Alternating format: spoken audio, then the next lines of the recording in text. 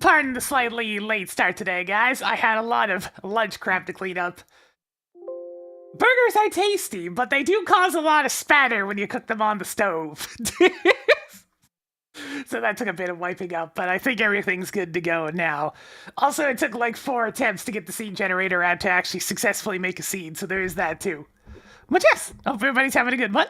We're gonna get started here in just a moment. I have the scene generated. I got music randomizing. So let me just get that copied over to the appropriate folder. So randomized MSU. And I just changed this file name to randomized MSU.sfc, and it should be good to go. Yeah, it was a bit greasy. Gotta make sure to clean out all that burger grease.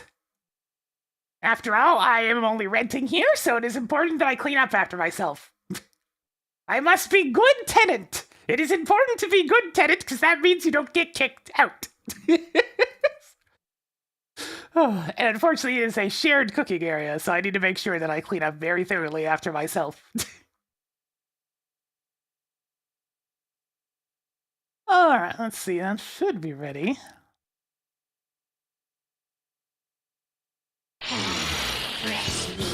Was it a Primo Berg? It was a Prime Rip Berg, so yeah, actually it was. It was indeed a Primo Berg. Alright, let's see. Let me turn on Cuspidusness and make sure that emo tracker is working. And I think we're all set. There's so many little things whenever I decide to do Link to the Past by itself. There's so much stuff to turn on. I'm turning that on. Getting this one set back to the correct thing.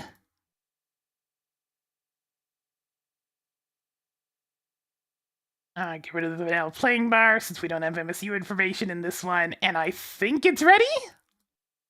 It looks ready. So...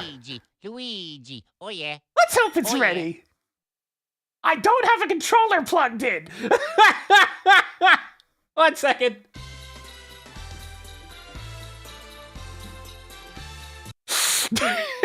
Sudden realization. I haven't actually plugged in the controller yet. Oopsies. It's like, all right, I'm gonna pick up my controller and it's not plugged in. All right, hang on. That's the problem. We have to remember about 8 things. Is that sometimes you'll forget one of them.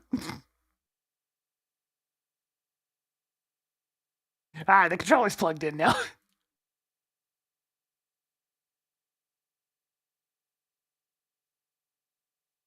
Okay, randomized OSU. Showtime! Wondering Keeper, thank you for the 21 months of Prime. Getting Jonathan spinning a little bit more for us today.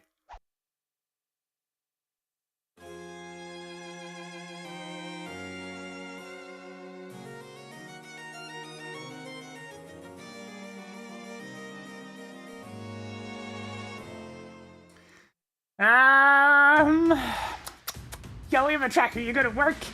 No? Alright, hang on. Let me restart Cuspidusness and see if that does the trick. Cash Random never gives me any issues with these 2 programs, but Emo Tracker is a bit stubborn. Emo Tracker, don't make me restart you. It takes forever. Please? Ready, please? Alright, fine.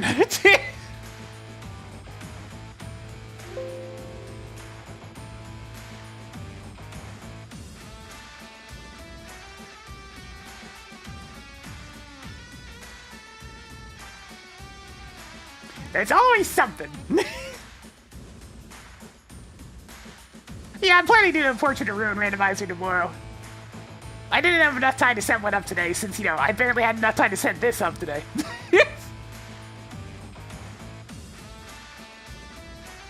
And I was very busy last night to the point where I think I was up to nearly 5 a.m.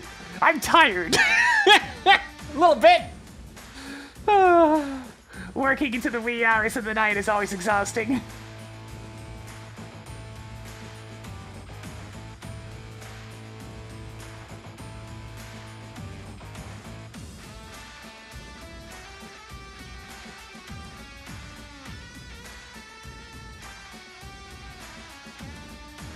Alright, come on. You can do it. You can work. It's blue. That's a good sign. I think we're good.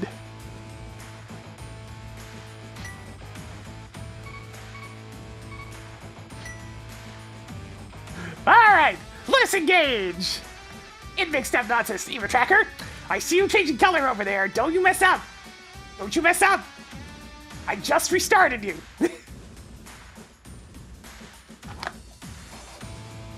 Piece of junk.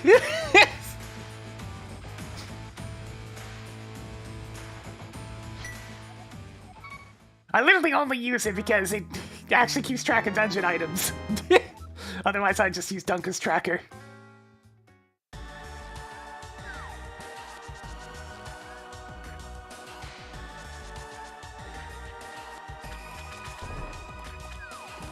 The world is a very strange color today, I must say. The algae content might be a little bit high in this here river.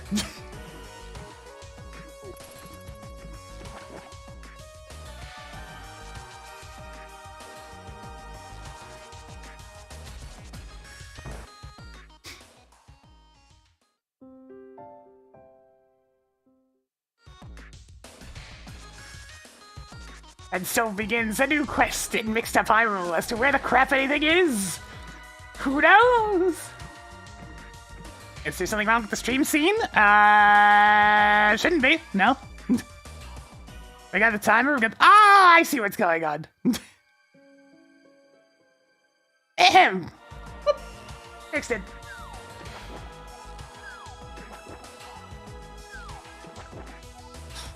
Also, Ganon's actually in a very easily accessed place. Amazing. I actually remember the last time Ganon was just sitting right there.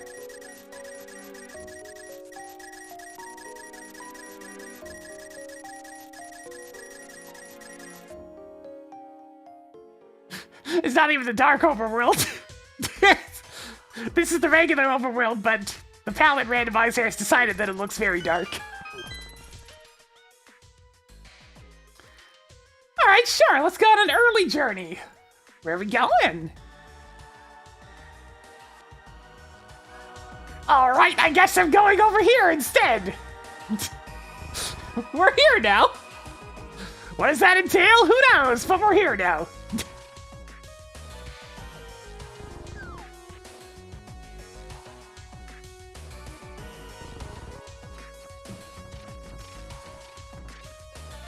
I'd give one of these Eastern Palace statues a tug, but unfortunately that only works after Ag gets destroyed.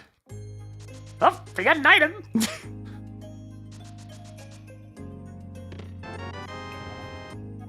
Desert Palace Fall Key ain't bad.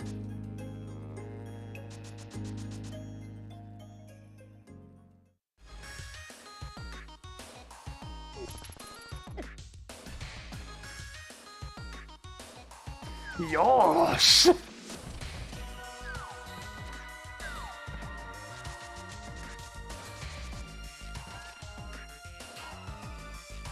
I guess we'll end up back at Hyrule Castle again anyways. Just by process of walking in that general direction. Oh no, I need a bomb! This is the problem with going on an early journey, is now I need explosives very badly. And unfortunately, there's just nowhere to get one around here.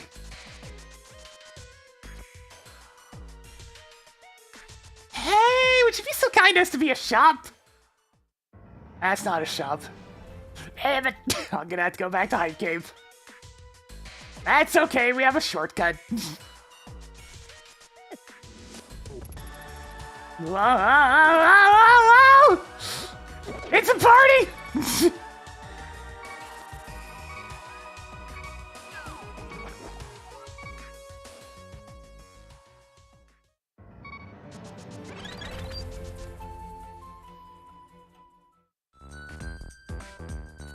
I love it when I go into a room for like half a second and the atmosphere re-randomizes. Oh, hey, Bob. You know what? I'm just gonna run back there then. Nice save and quit points. Very useful. It begins, chat. It begins. Once again, our save and quit points are clustered.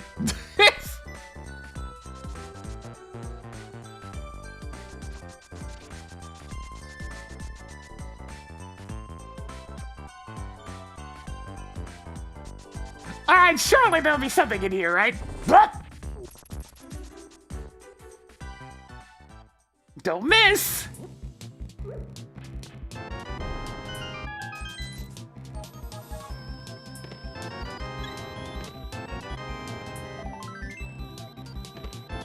Wow, shocking. It was the the cave of unrelenting disappointment. Never fails.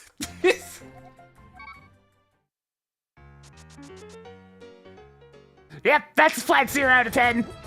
Not even one remotely useful item in there.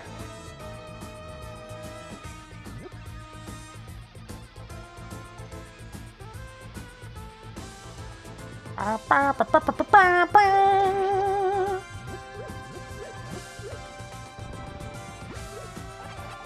mean, at this point, I'd much rather Sanctuary just be Kakariko Village. Alright, useless fairy cave is here. So at least Sank isn't also at Hyrule Castle, otherwise I'd have been a little bit frustrated.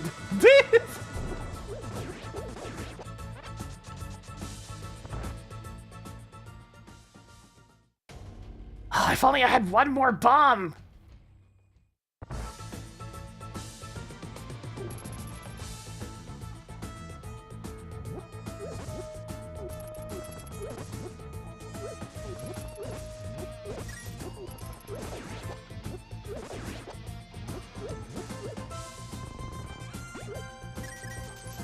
Alright. Not getting bottles from there. Please, game, I need explosives. Explosivo!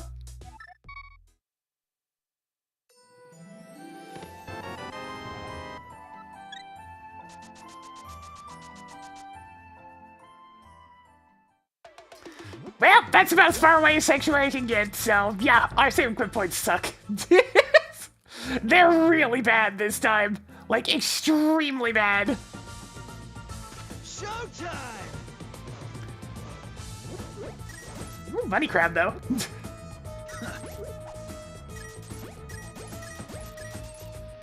Hi, Box, thank you for the 21 months. You know, it's spending a little bit more for us today as we're continuing to just have nothing to work with.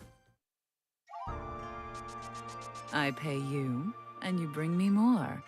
It's a simple arrangement. Yo, Curtis, thank you for the 40 bucks!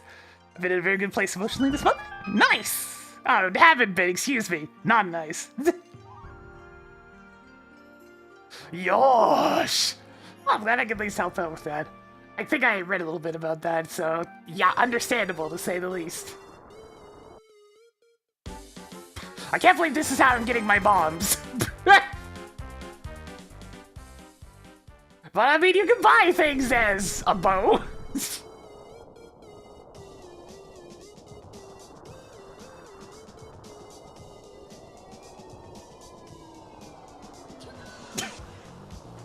Sorry. Just letting that goofy theme play a little bit. Come on!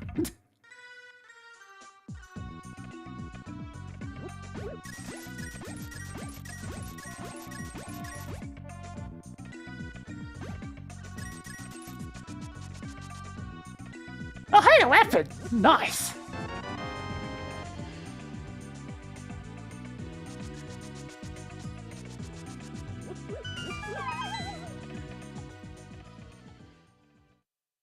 And Kakarika will, don't mind if I do.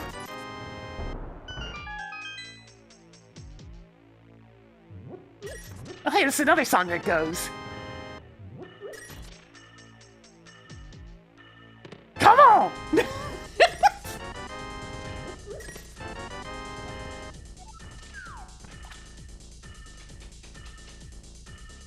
Alright, we're armed and dangerous.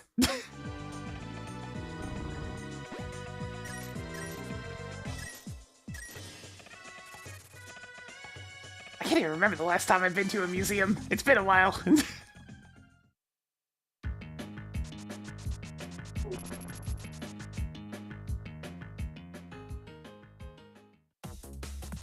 I can go in here. I mean, yeah, sure. I gotta fire relatively quick.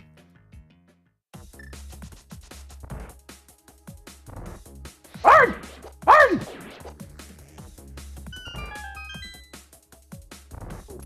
Arn! Oh, hey, that worked out. Spend a little magic, get it all back. I'm gonna have to actually, like, update the holiday MSU pack here pretty soon. It's hard to believe the year has already passed. But it needs more songs. Which means I'm probably gonna be deep diving into more Silver Gunner.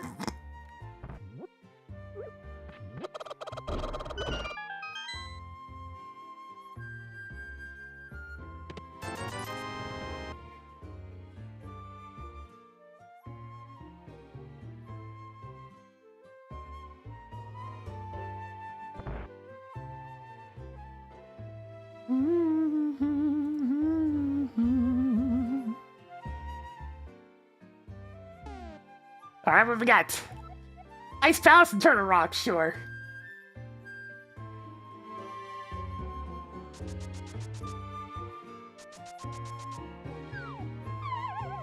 So, Turtle Rock and Ice Palace. And a hammer! Alright, alright, I've got a good set of weapons at least. No swords, but everything else is good.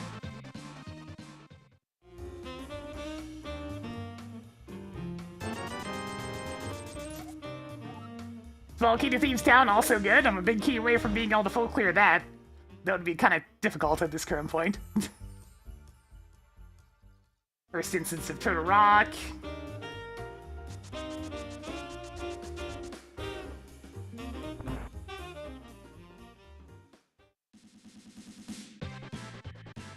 I'm running around town. Hey, what's up?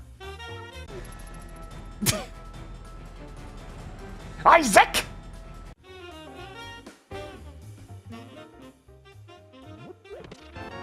And a lamp? Okay, we're getting good stuff, at least. Oh, fire source is nice and early.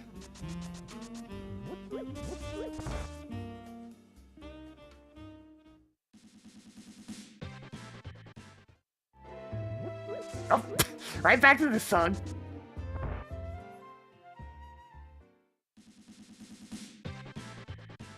Lots of little fairy caves in Kakariko Village.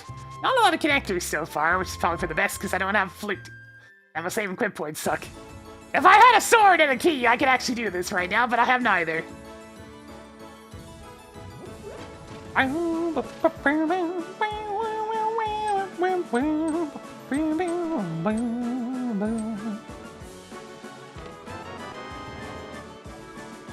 Alright, Desert Palace is completable now.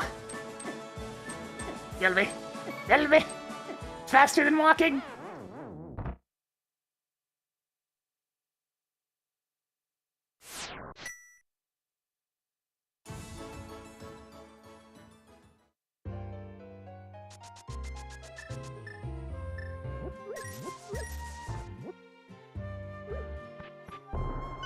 The first of probably many death warps at this rate.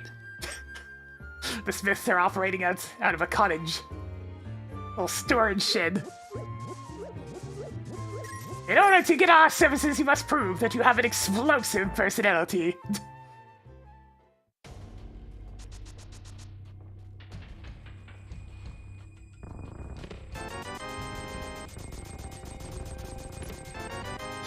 What happened? Oh, you know, somebody mixed up the entire world of Hyrule. It's having a bad day. Nothing makes sense anymore. Alright, there's our first connector in the area. Probably be a bit before I want to go in there, though.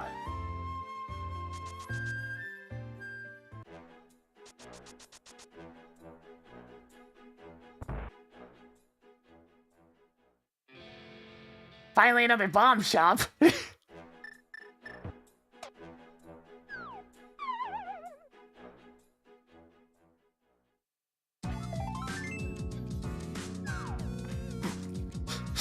These secret songs suddenly mean a lot more to me after the Halloween update, I must say.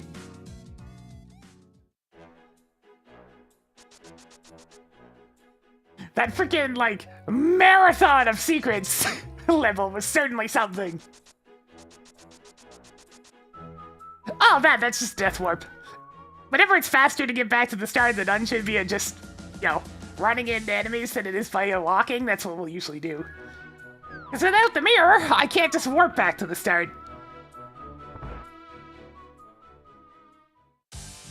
Ooh, there are some choices here. Damn. Now I really wish I had the flute.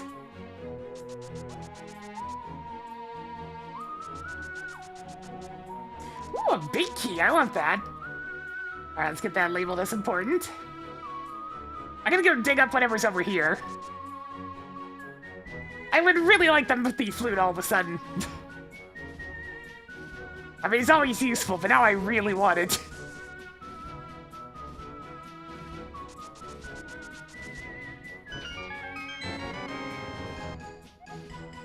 Small key to swamp? I mean, that's probably important.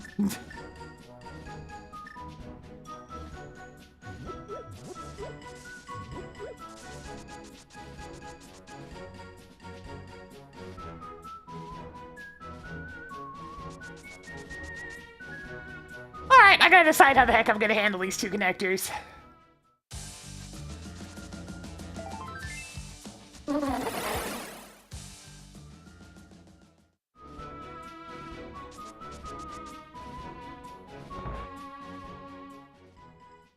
Oh, congratulations, Shaolin.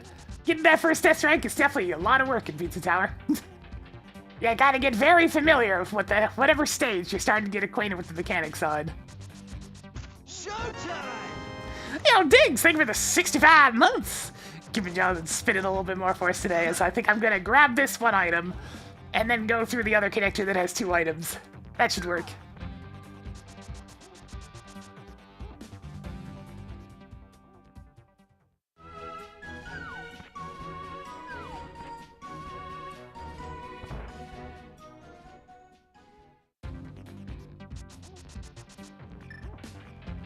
Yep, I have my Advanced Source MSU pack in here, so there's lots of music from that game.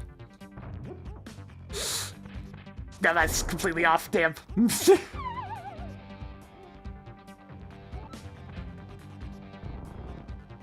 That particular bomb jump requires a certain level of swagger, but I don't get it very often. It's a lot of stuff to line up.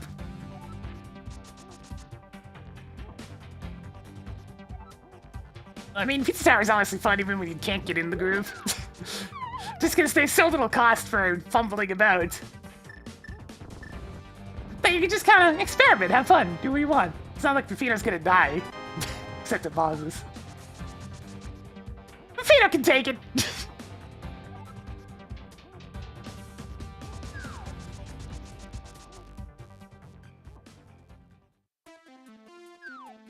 Alright, interesting spot to end up.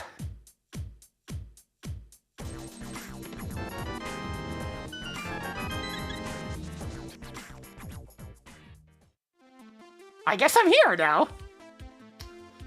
Trying to mark things on the map while also trying to act in game. A tricky combination of multitasking. Okay, that's another connector.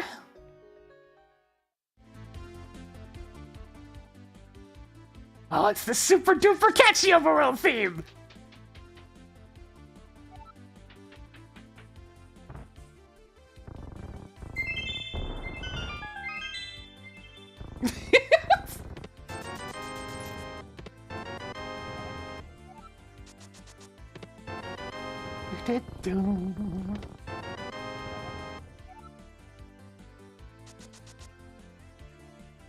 Yep! Peter's a wild man that runs at incredible speeds and has all the momentum in the universe, but if you know how to do a quick little, like, speed cancel with grab and then pressing the opposite direction, that pretty much solves all your problems right there.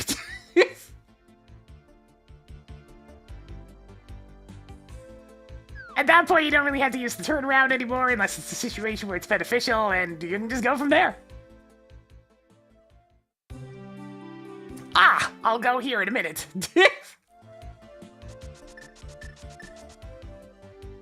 Okay, seriously, I really need the flute. This is getting quite important.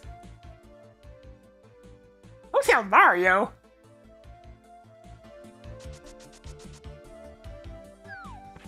Yeah, Pepino decidedly does not have that problem. He is incredibly responsive to the point where it is almost terrifying. That man can turn on any dime he wants! You didn't go this way, he'll go!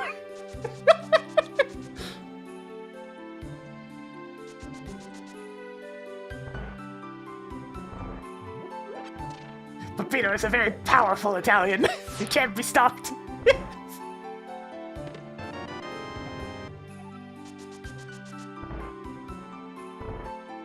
We got Crystal Desert. So I'm just gonna whoop, like that. Yeah, I've seen the Pepino in my 64 hack. I think it's updated since I played it last. When I did play it, it was alright, but it suffered a lot from Mario 64's core issues, which is Mario turning like a goddamn truck instead of like a human being. And the fact that you slide if you stand on so much as like a 5-degree angle. Also the really poor air control in Mario 64, which is decidedly not carried over into any future title. I have a lot of issues with Mario 64's default physics, I must say. It's why I don't particularly care for the game. It's really stiff compared to the future ones.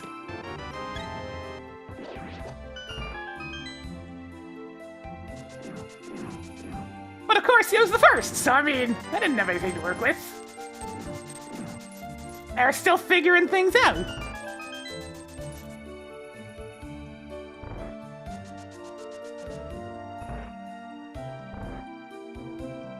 God, no. We need a bajillion keys before pedestal's available.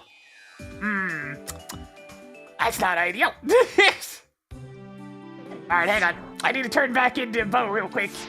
I don't mean this bow, I mean the other bow.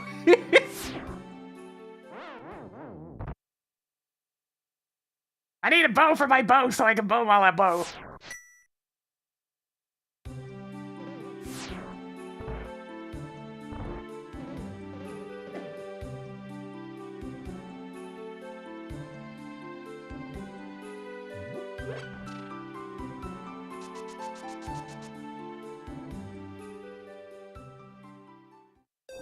That's an incredibly useless spot. Alright then.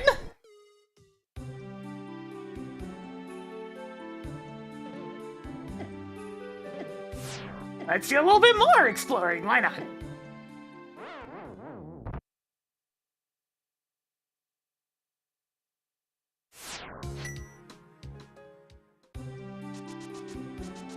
I mean, Mario 64 is impressive for when it came out and what it is.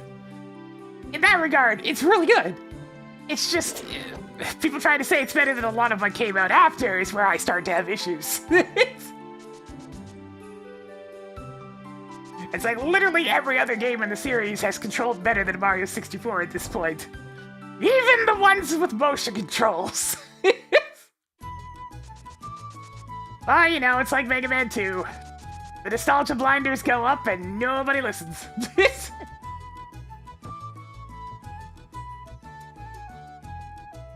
At least I'm able to acknowledge the faults in my favorite Mario game, which is to say Sunshine, which has several faults, but I just like it anyways.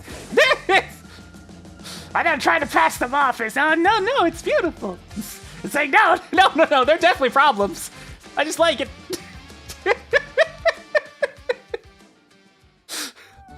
As I've always said with Sunshine, don't 100% it, it's not worth it. Just get everything that isn't blue coins.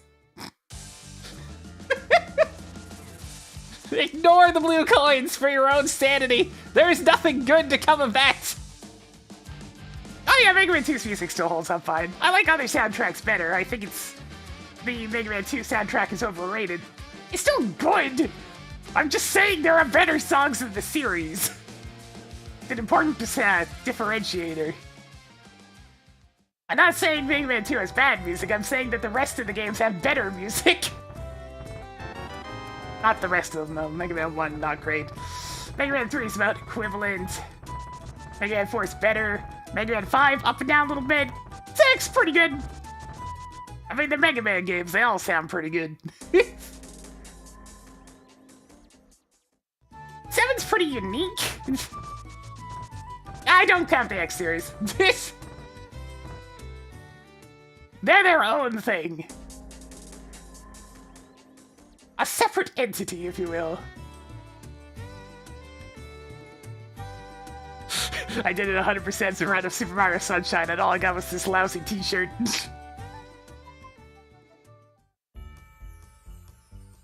You know, I can do quite a bit into a rock there, but let me take a look at these two entrances first. Hey, kid, but I don't have any bottles! No! Okay, cabbages, please. Yeah, 9 soundtrack is great. 10 soundtrack, also good. 11 soundtrack, also pretty good. Though it suffers a little bit from its instrument choices, the actual, compositions are still solid. Huh, connector on the same man. Like, I've heard a lot of 8-bit mixes of Mega Man 11 soundtrack, and ooh, baby! It's still good! It just needed to have different instruments.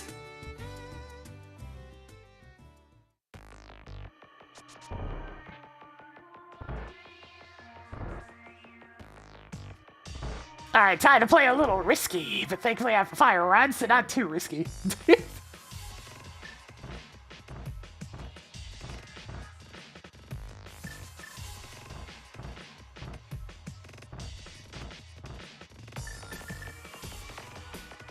If you're asking about old LP videos, I mean, it's been like, what, 10 plus years? I'll have at most a vague recollection of most of those.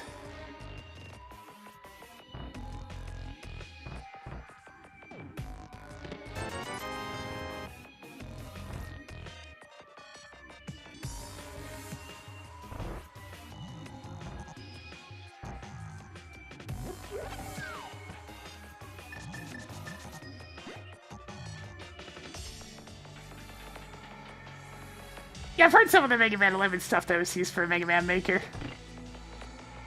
I think the Bounce Fan one that I really liked got put into there because I can't find the video of it on YouTube anymore. I mean, we're just grab the first couple of chests into a rock. There we go. I had the weapons to make it easy, so... So I can either take a connector here, or check the Dark World entrances. I'm gonna do this.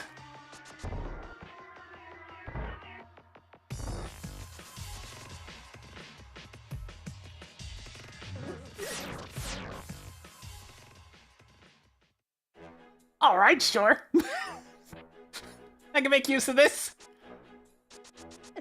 Oh, cactus!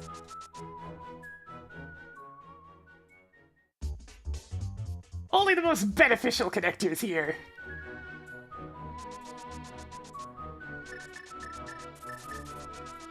Yeah.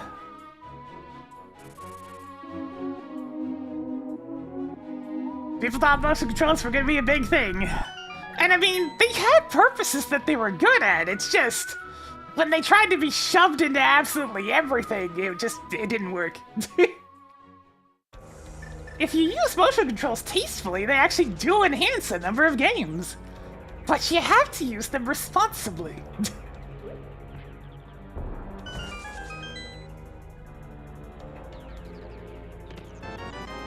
Well, that book was important. Moon Pearl acquired.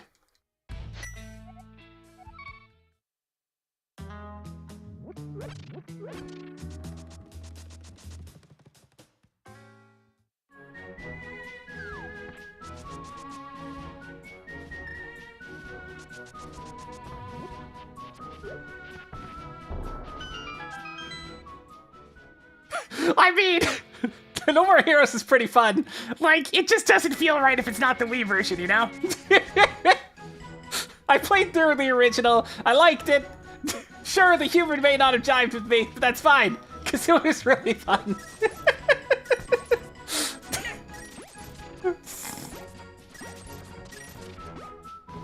Well, all I'm saying is, the Wii version allowed me to do something very goofy with a college friend that was watching me play it in person.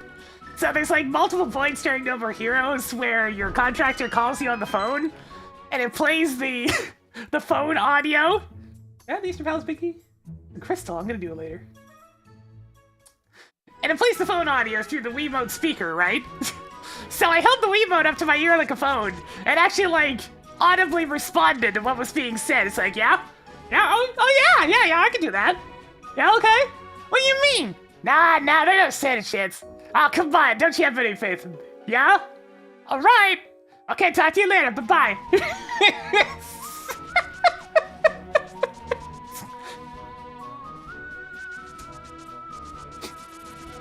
It was a great, like, in-person gag. I enjoyed that. And thus, I have that fond memory associated with the first No More Heroes.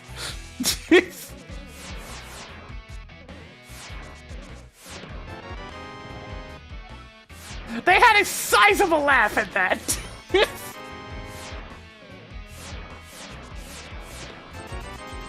I mean, it's not that they could hear what was being said over the phone. It just sounded like I was talking to someone.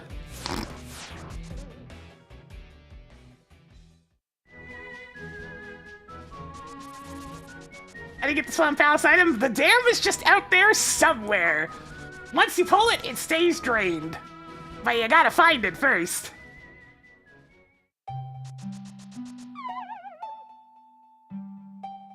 Yeah, No More Heroes is just a game that feels right on the Wii, you know? They clearly designed it around the hardware, and they had some fun. I mean, there's no way the motion you were supposed to do to charge up your beam saber was an accident. That was very intentional.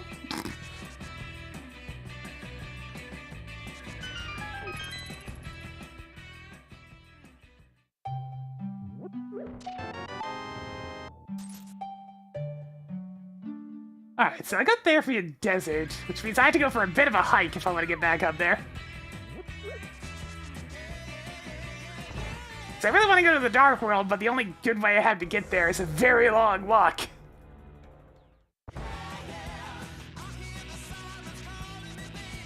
Oh, yeah.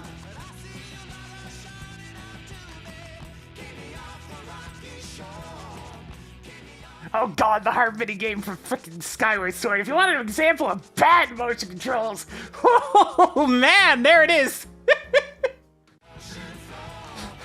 I did not enjoy that one.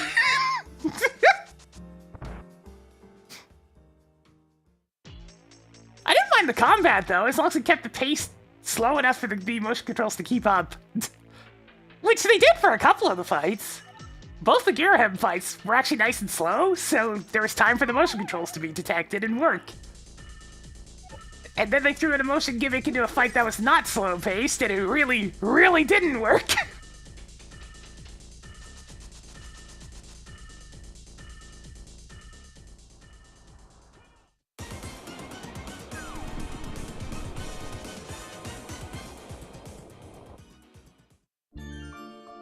Bombos!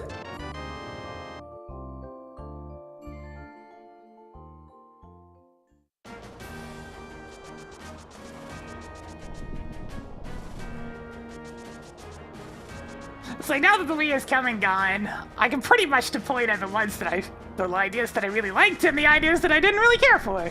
And the ideas that I think just will never work.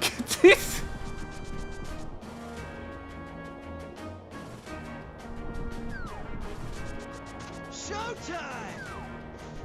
Dude's finally, thank you for the 19 months. Getting y'all to spit in a little bit more for us today. Keep him chugging away as we're taking and looking at some Dark Road stuff.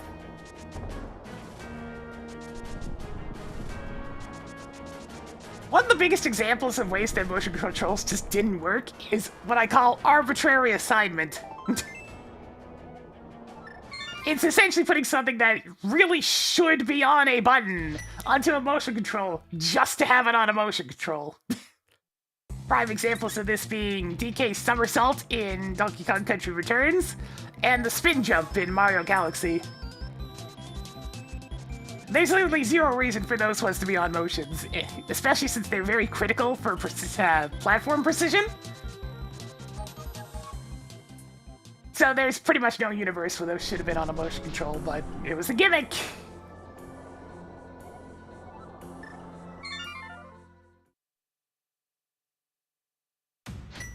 Yeah, there's been worse, but those ones are really bad, because they mess with your ability to do basic platforming challenges. I like Donkey Kong Country Returns, I just prefer it having buttons. Which is very available through emulation.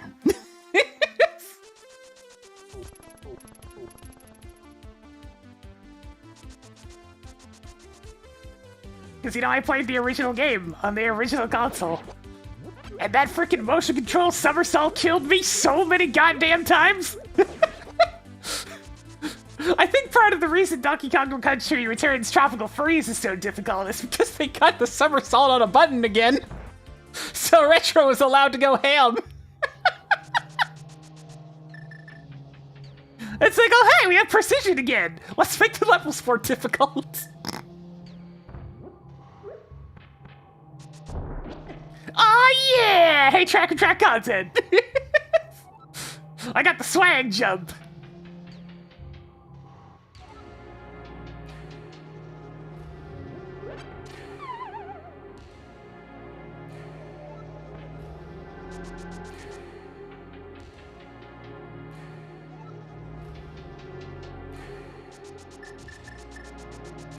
But yeah, No More Heroes is definitely the one that I point to if you want an example of just fun motion controls.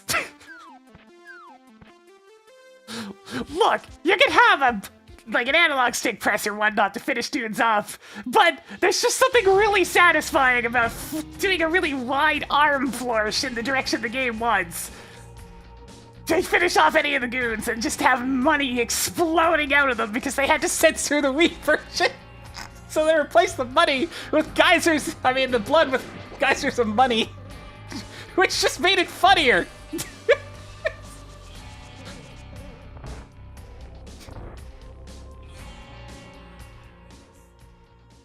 like, oh hey, a creative solution that I think actually makes it better.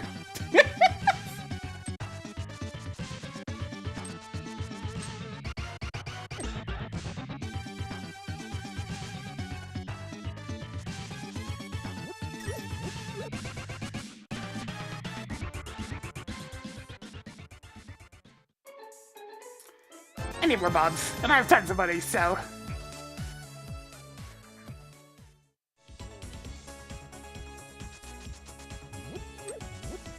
I mean, they're shovelware games, they're gonna be bad at everything.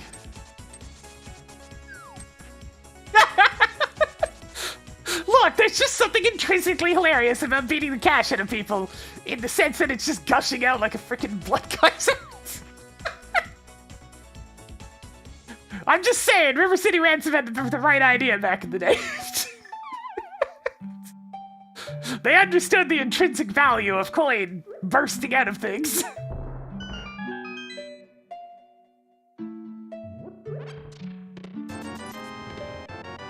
Oh, hey, a sword! Nice.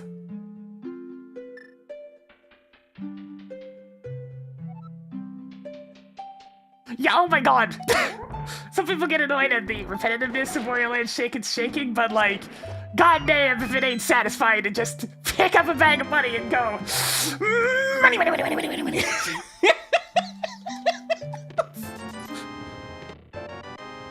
Oh, that game's fun. That's another game that wouldn't feel quite right on any other console. Sure, the, like, ground pound thing should have been on a button, but I mean, like, shaking the crap out of your enemies? Nah, that only makes sense by shaking. And being able to use the motion controls to aim? Kinda nice, honestly. Having played the game with a, like, simulated Wiimote thing, where I was essentially using the analog stick to aim instead, yeah, the motion control works better. It usually works better for aiming. Because you get tiny movements available instead of having to rely on a tiny stick.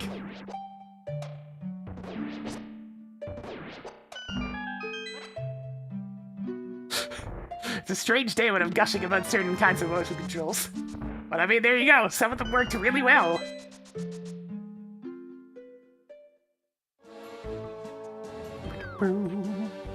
Oh hey, it's that game that never got any updates. The one multiplayer game on the Switch I liked, and it just never got any support.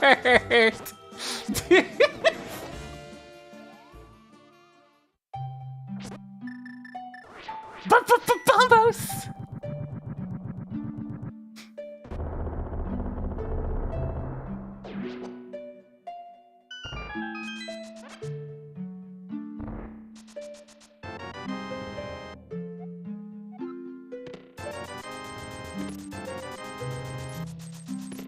Another sword! Yeah, gyro aiming's just nice in general.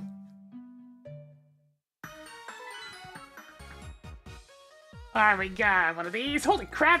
Thief's Tower is a crystal and full clearable. Absolutely mad! Well, actually, I'll be full clearable as soon as I find the key.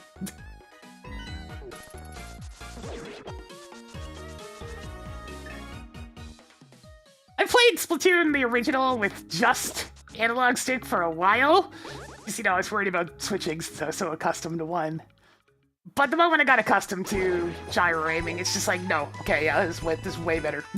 It's night and day. It took me a little while to get used to it. It's like going from a gamepad to a fight stick. But, like, goddamn. It works way better. You need fine movement controls in games like those. What? What do you mean vanilla big key?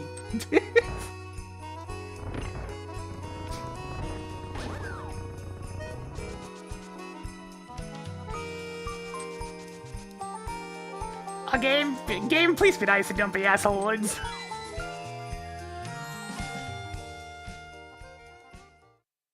Son of a bitch! I don't. I'm ignoring the back of Skullwoods for now, but I will be back.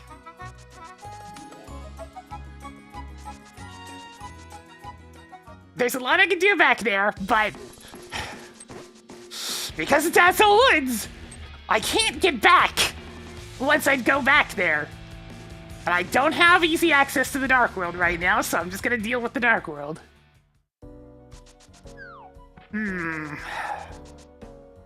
This is an important decision. Do I steal the key? The answer may surprise you. Yeah, I'm just kind of meandering until the Mario RPG remake's out, because you better believe I'm streaming that once I can get my hands on it. I mean, I'm already all in. I streamed the original Mario RPG to essentially prepare for that day. I wasn't 100% on buying Wonder, but I'm 100% on picking up RPG Remake. Anton Blast isn't until next year. It got bumped back again. I did take a look at the updated Anton Blast demo, though, and they really cleaned up the controls, by the way. It controls way better than when I checked it out last time. So, I mean, the extra dev time's going into good shit. Screw it, we're stealing the key.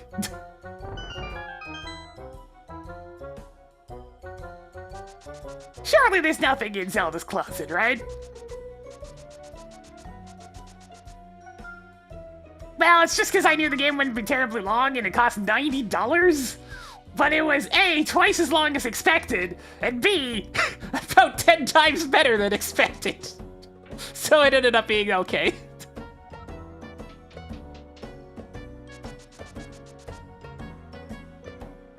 Wonder was, well, I mean, wonderful's the obvious joke, but I mean, it's accurate, though. What does Link's uncle have? I don't know. Link's uncle is currently on the pyramid, so we're not going to see him anytime soon.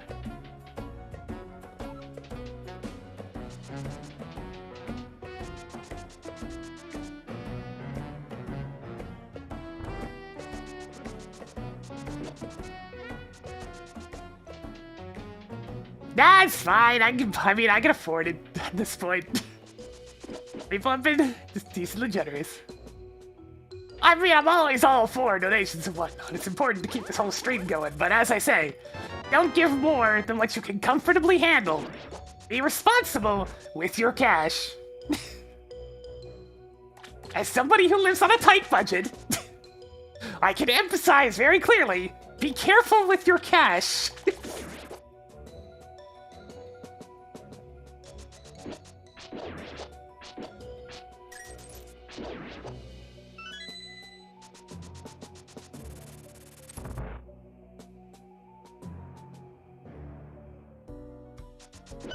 Alright, I'll be able to death warp out of here pretty easily since we're still technically in the Dark World. Alright, key steal value very minimal.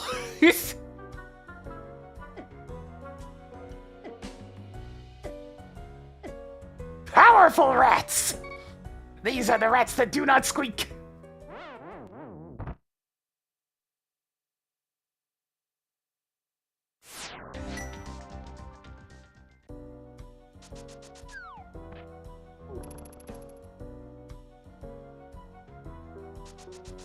I probably shouldn't be checking these yet. There's a good chance I'm gonna get locked out. Well, in for a penny, in for a pound.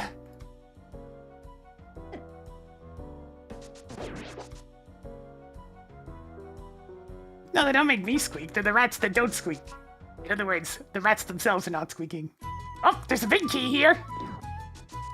What flavor is it?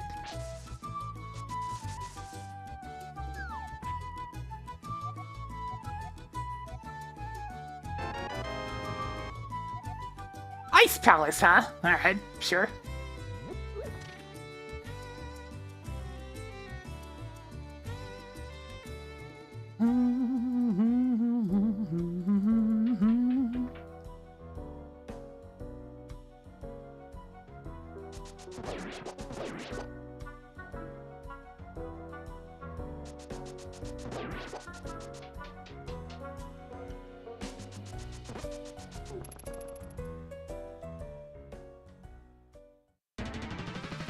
Alright, back to the Dark World.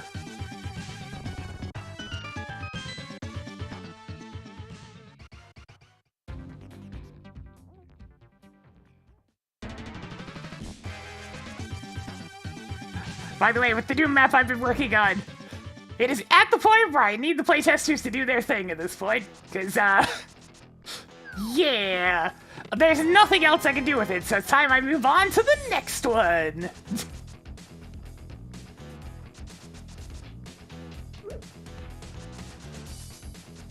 I've done co-op, I've done a little deathmatch arena. I've done the polishing up and checking for what's called slime trails. Everything's good to go. I fixed up a couple more bugs, added some quality of life stuff. It should be all good to go at this point. So as soon as the playtester gets around to it, gets their 2 cents in, I'll see whether or not I'll be nerfing anything, and then we'll go from there. The first one seemed to be pretty okay with the difficulty, so I might just be free to start implementing the other difficulties. I'm getting Death Warp again. No big key, so got a Death Warp.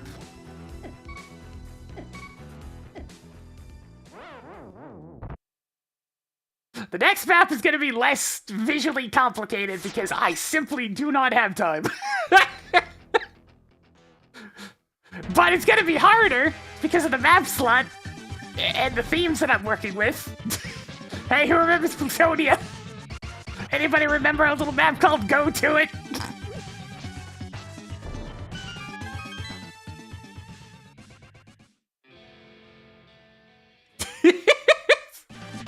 Because that's one of the 2 maps that are combined in this next one.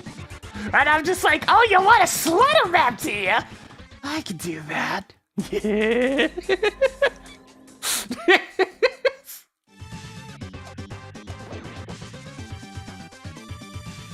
Did I ever speedrun Doom? No. In terms of Doom skill, I'm kind of bad. At least when it comes to the, like, broad spectrum of it.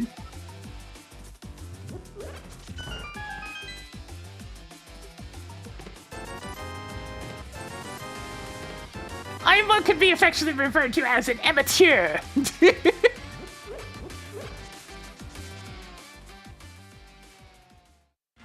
I mean, the evil eye's getting a lot of my own just isn't too surprising. I do have an air of menace.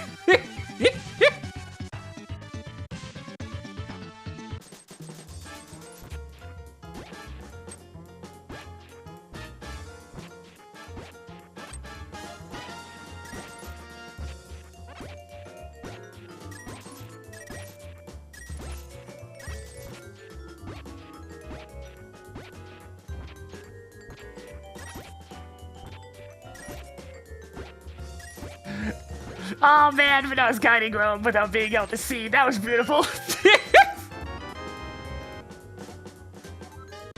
That the full 30 digs? It felt like it.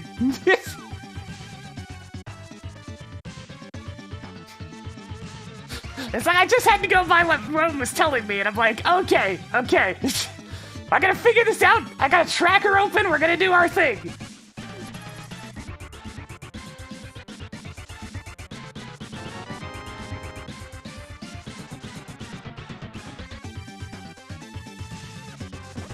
It's like, I've played enough of these randomizers, I can guide this way.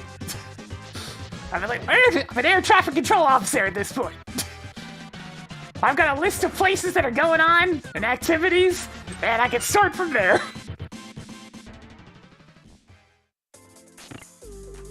No tower of hair and big key, but I do have a small key, I guess. Oh man, this song though? Yeah, I'm gonna do the basement just because I want to hear this one a bit longer.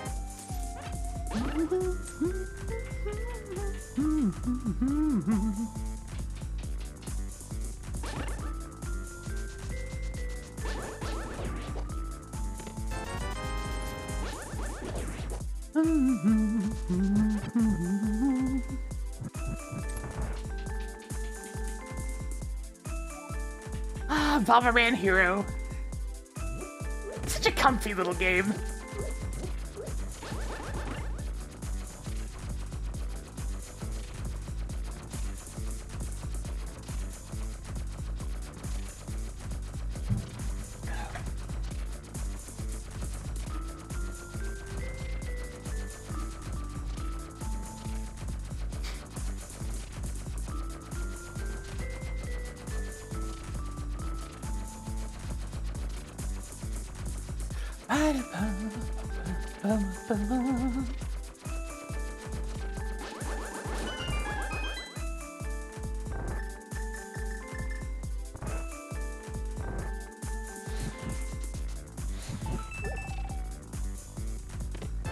Nothing! So stupid.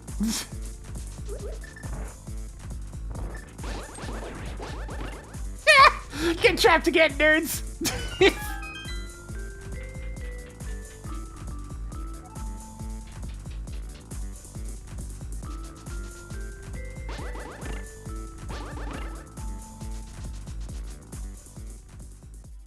Molarms didn't stand a chance.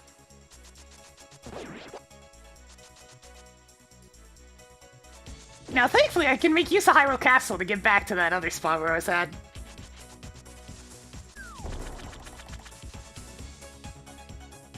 But there is kind of the entire eastern portion of the Dark World calling out to me as well.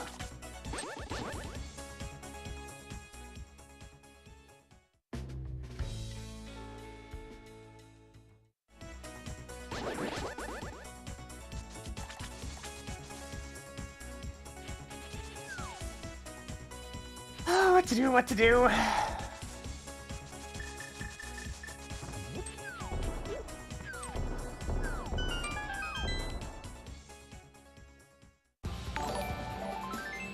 Yo, Ranko, coming on with the party of one. Welcome. Welcome. I'm gonna go to Skullwoods.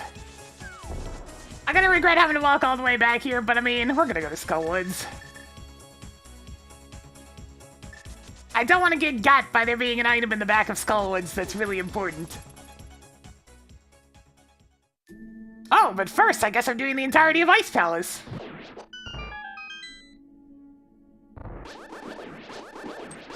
This is a really nice song to get for a longer dip of Ice Palace, too. Enjoy some monkey.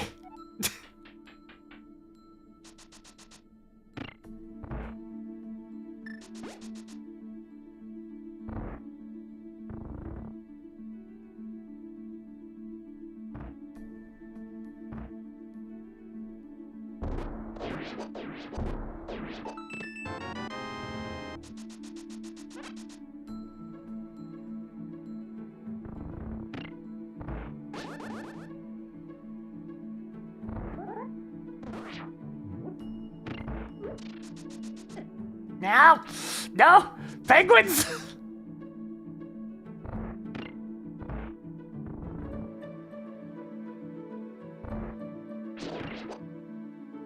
Showtime! Yeah, I can have dreams. Thank you for getting yourself over to Ranko. Fresh meat. And now let's spin in a tiny bibbo more for us today. Yes. It's time to go through a wall!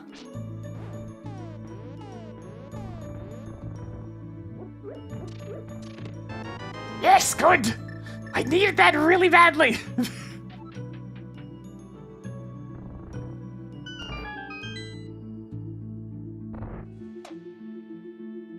I don't have a glove. I forgot about that. Shit. Okay, let's just do a dip of ice then. Wait, that means I can't even go further from here. Oh no! Mistakes have been made!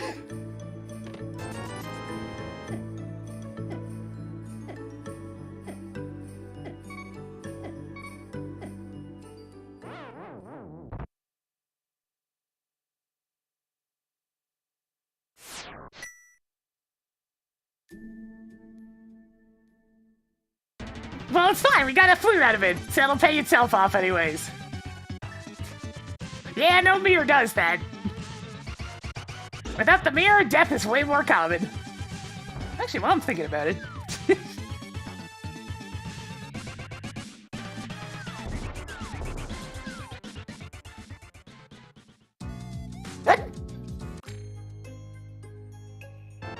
Nice!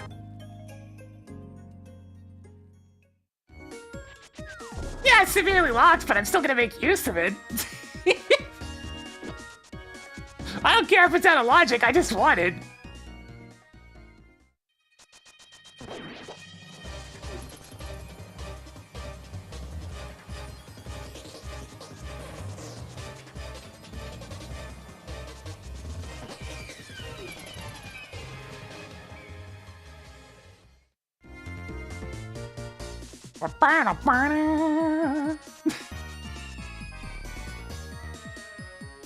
Cha-cha.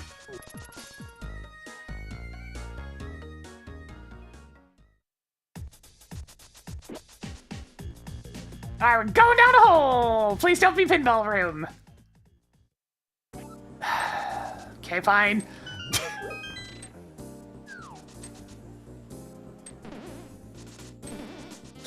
This is the please try again hole.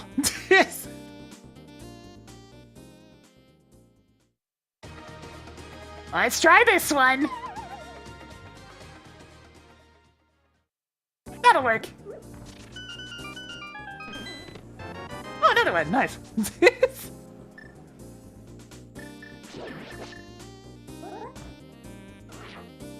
Boop.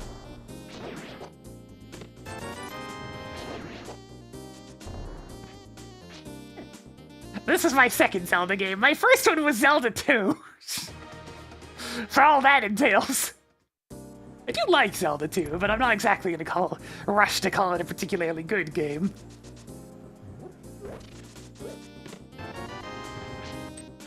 Though that one fan remake of it certainly fixed a lot of the issues.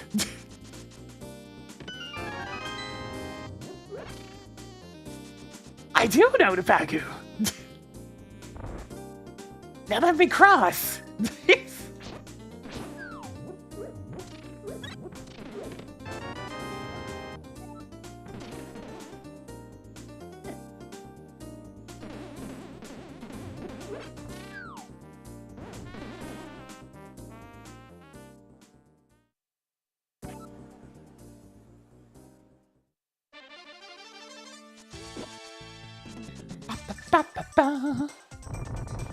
Alright, what's in the back?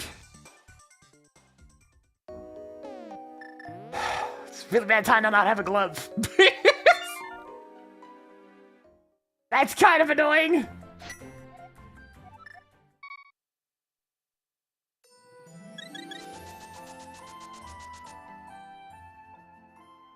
Shouldn't have bothered healing, because I'm probably death warping after doing the other chest at Aga Tower.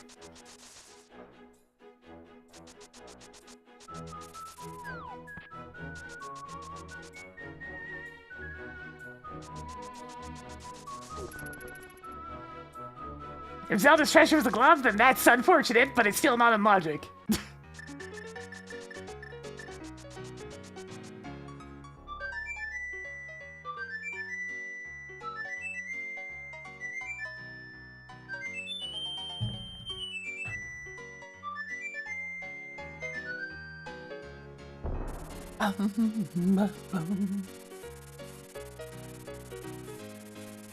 Da da da da da da da da da da.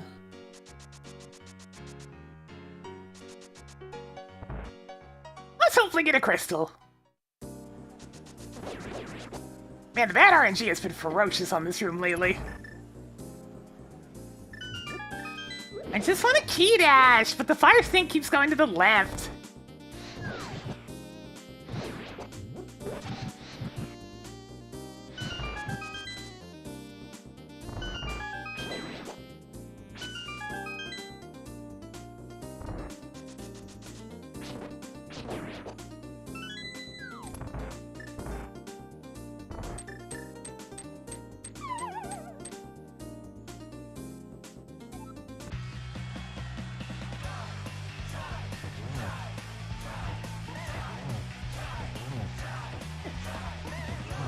They're good enough.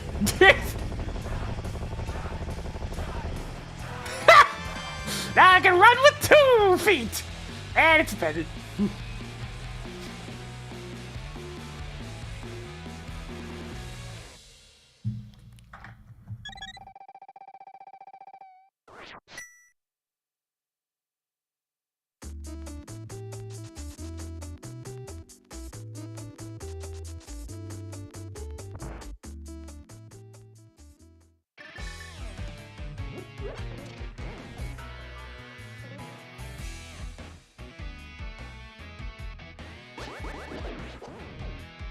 Welcome to the gear station. Keep your hands and legs in the ride at all times.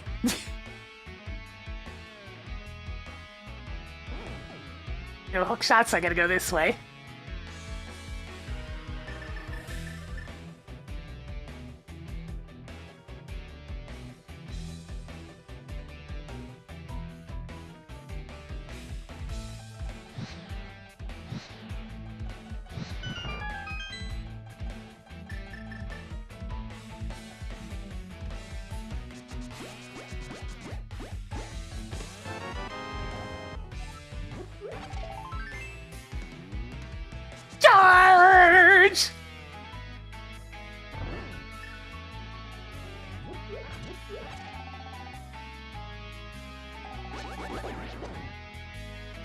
Ah, the Battle Subway. One of the very few of the endgame Pokemon stuff I've bothered finishing.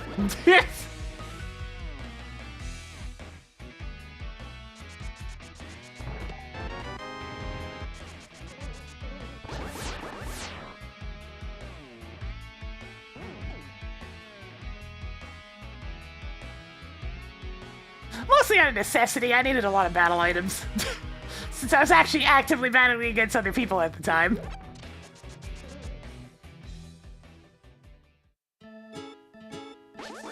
Facing other human beings, madness.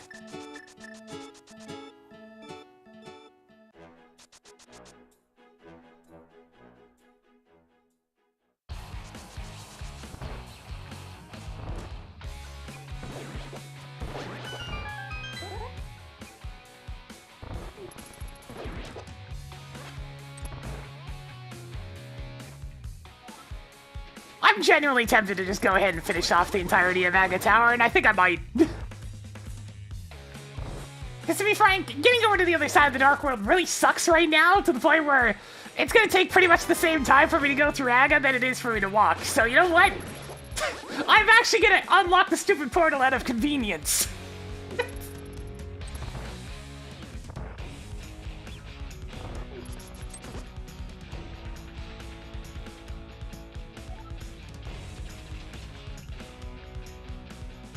Without a glove right now, the walk is a long walk.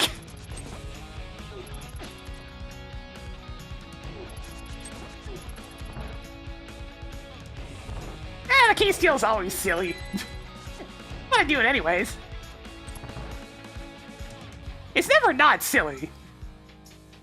But when it works out, it's really silly.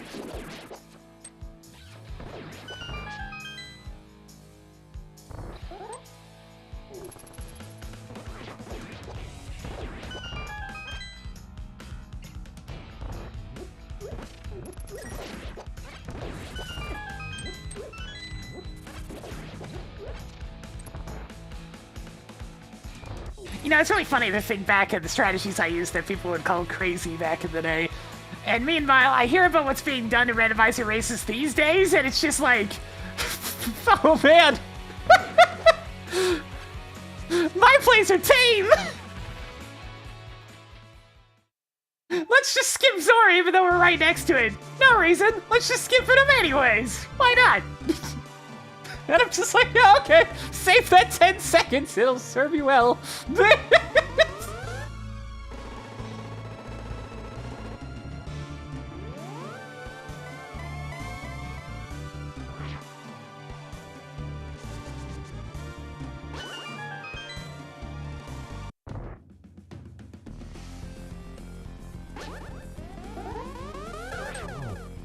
There's just so many wild choices they can make. A lot of them are objectively bad. Like, there's no situation where they're actually a good idea. But people will do them anyways, and you know what? Whatever floats their boat. If they want to do it, that's fine. I ain't gonna stop them. It's Randomizer, after all. It's hardly what I'd call a competitive format. Despite everybody's attempts at making it so.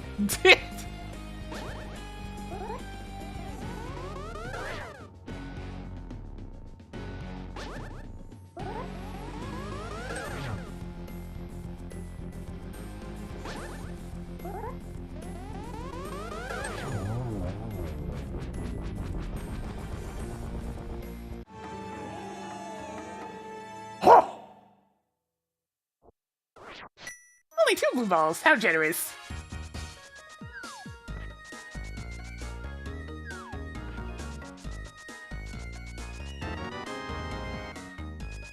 Yeah, it's like people can call it whatever they want, but anything with the most important skill, well, let's do some of these. The most important skill is luck. It's just automatically not competitive. It's not. You can try and pretend it is, but it's not.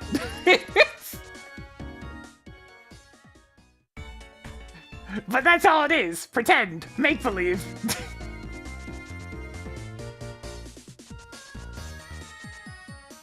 But if you're having fun, go for it. Why not? I don't care. But it's just important to remember that by no means is it competitive.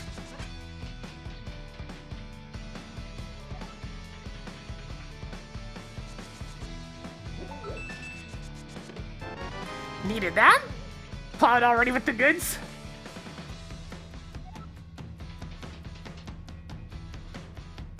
What am I doing? This is the Switch. Yeah, competitive fun having. One of the biggest things that got me out of the rando scene was just how serious everybody was taking it. It's like, guys, it's called a randomizer! Guys! Why are you taking it so serious?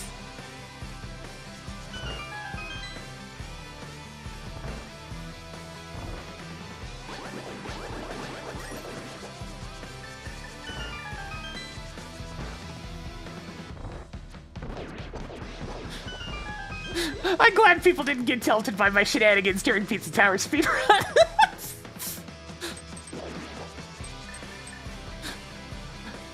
You gotta make sure to dunk on Pizza Head, it's important.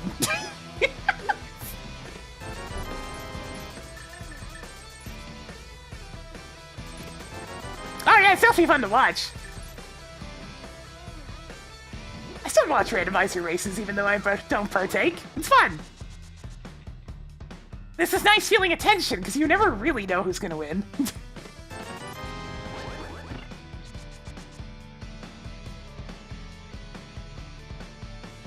But it's hardly a serious competition. At the end of the day, it mostly comes down to a bunch of dice rolls.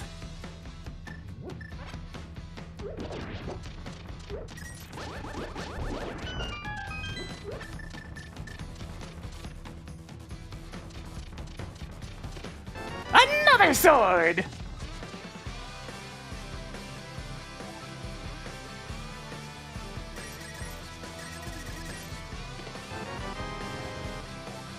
Okay, I can check the last chest in Primal Castle now.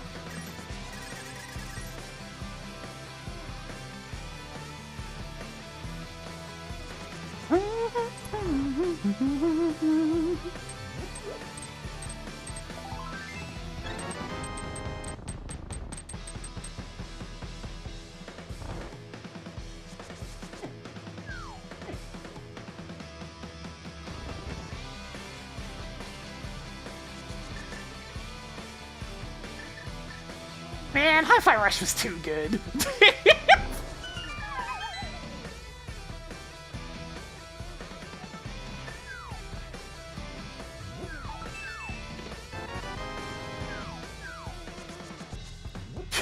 I mean, competitive watching Pain Try at least has more competitive aspects to it than randomizers.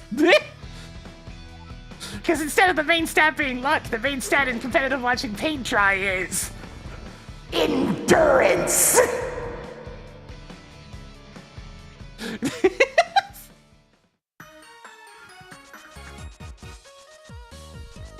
Yeah, but I mean, like, good execution only takes you so far in randomizers. For Link to the Past especially, there's a fairly low skill window where luck is the main determinator. I mean, for heaven's sakes, I won a weekly when I was barely started on racing because I got lucky. I was hardly skilled at the time, and facing many people who were, but because I got a lucky break, I won. And that was back when weekly races were like 70 plus people.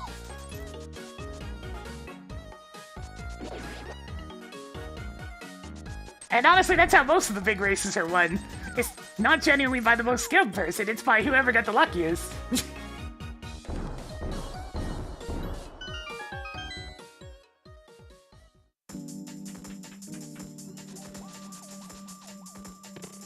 Oh my god, finally! Man, this thing was out of the way.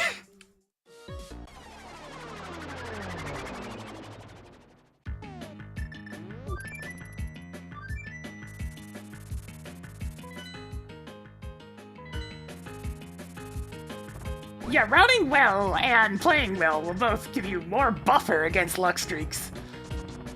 But there's only so much you can buffer. Yep. And that's what I mean. It's not a competitive game, but it's a fun little party game. You know, like Smash Bros. Well, Smash Bros in a casual format, at least. Like Mario Kart.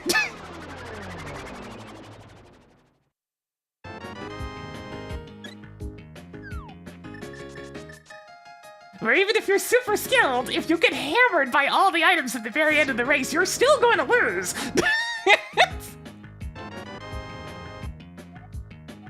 You can be the best racer of all time, but there are 11 other people in that race and you will die.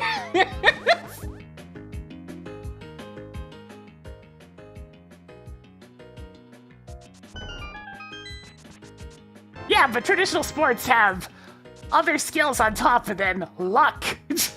It's important to remember the very first thing I said in this discussion, is that the most important thing in Randomizer is luck.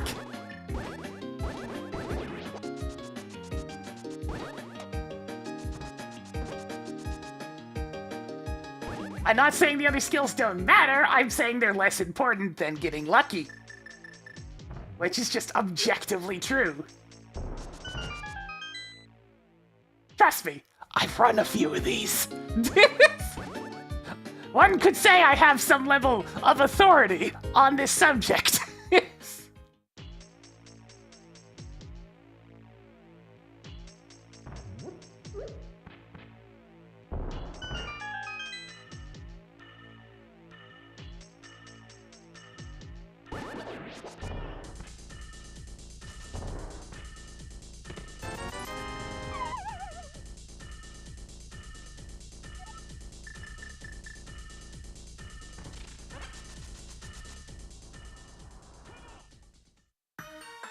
Oh, alright. I mean, not a bad connector to find.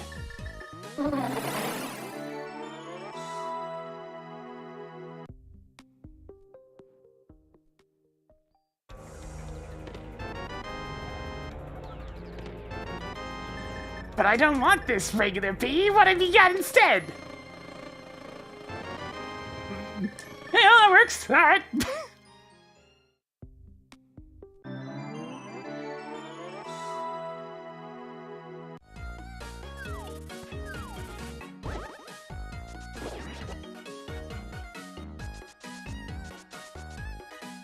You know, I haven't actually checked out the last connector in Paradox Cave. Should probably take a look at that.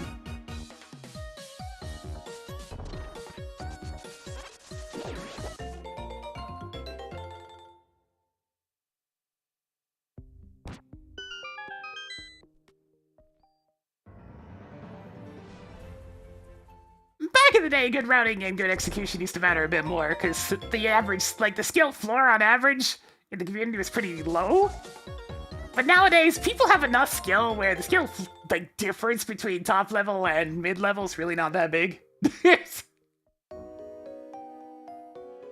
It's like you're getting maybe a 5-minute buffer at best out of good execution and good routing.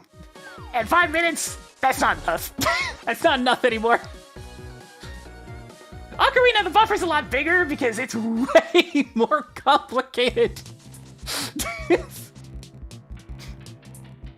oh man! Having great execution in Ocarina of Time is not easy.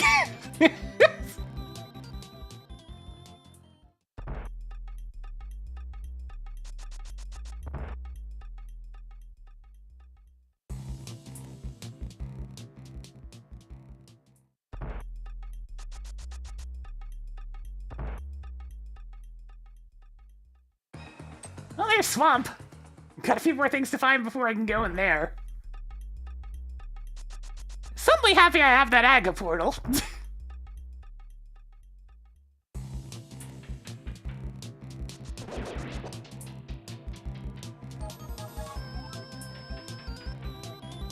I watch the really good people play Ocarina, and it's like, oh god, yeah, they're getting like 10+ minutes every single scene off of execution. Now that said, luck can still be the determinator there, just a little less so. Yeah, and then there's games like Minish Cap where luck is extremely important. So it varies from game to game, but ultimately with randomizers, it's the big stat. Should've checked Hyrule Castle when I was running by, forgot to.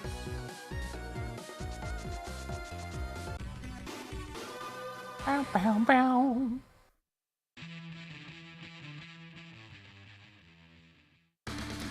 Ah, this seems important. Alright then.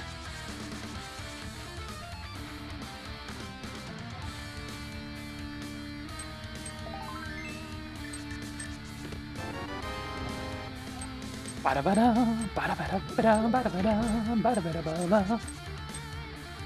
Ba-ba-ba-ba.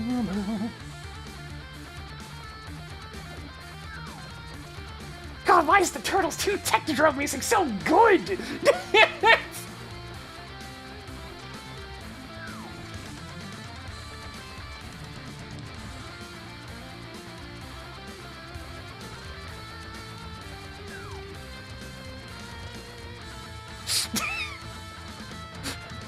When the title room's so inactive, I have time to air guitar.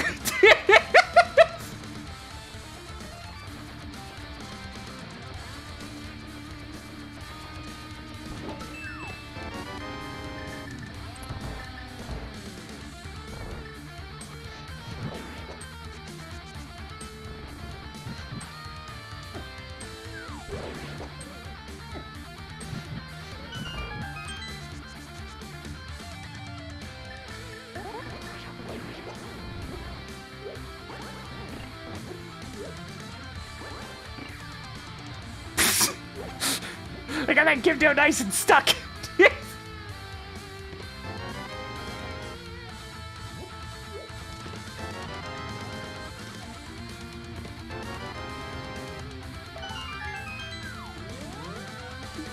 Turtles 2 is especially odd because for a lot of tracks, the NES sound font actually sounded better than what they used for the arcade machine. I wasn't super fond of the arcade game's sound font. It was a little rough.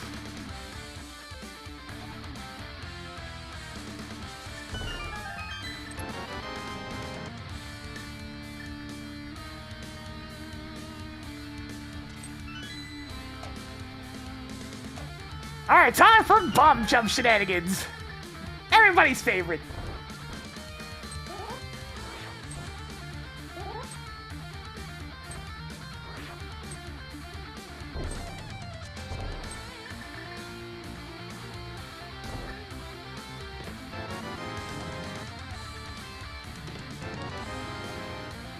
Yeah, Turtles in Time is where they really figured out the sound fun.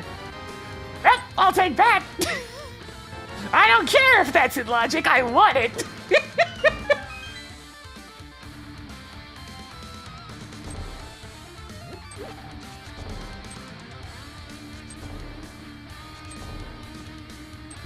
And now we have frickin' Shredder's Revenge for really awesome Turtles music.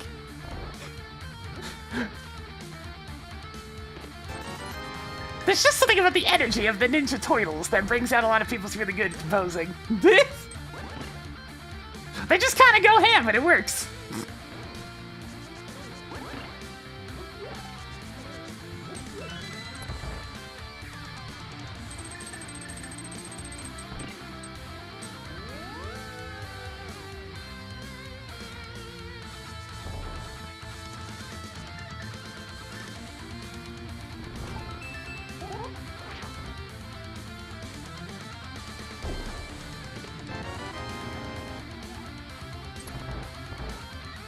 Now, without a few small keys we have for Ganon's Tower, I doubt that the hookshot's up there. There are many places the hookshot can be.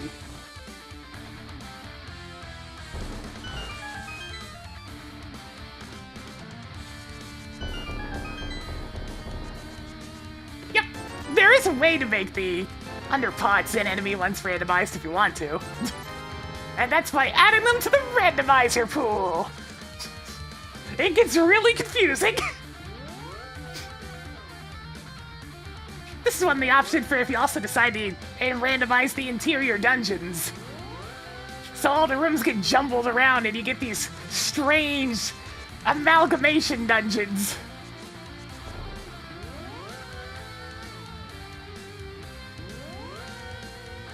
don't play that particularly often because there's a lot of dipping into a dungeon, finding out you need another couple of keys, leaving, coming back, finding out you need more keys, coming back.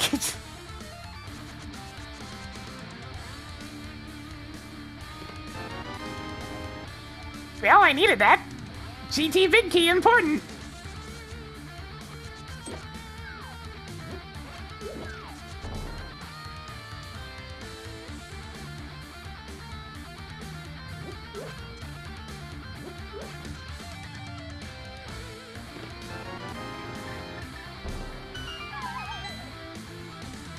Da da da da da da.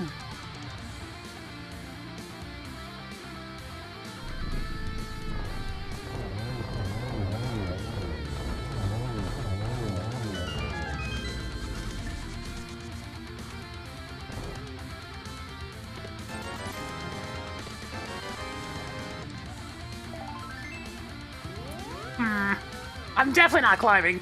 Not without the hook shot.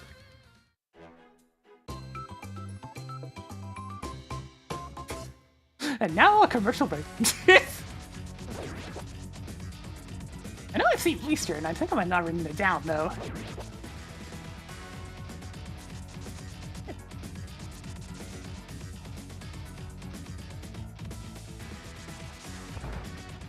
Where did I see? Oh, it's down there, right? I can go to that. But first, let's see just how silly this key steal was.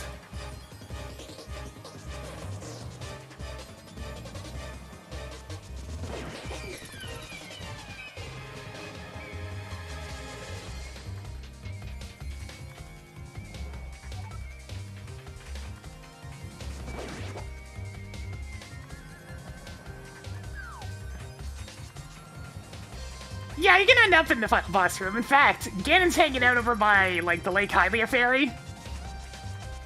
But, without all 7 crystals in hand, Ganon is not vulnerable during his last phase. And he'll proceed to make fun of you for not finishing your chores.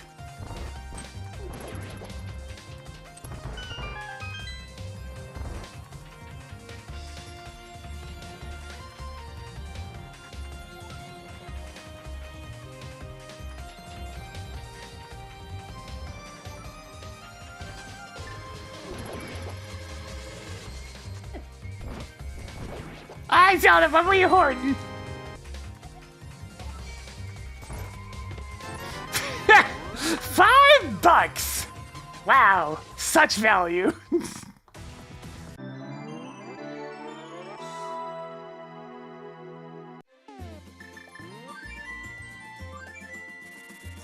You know what?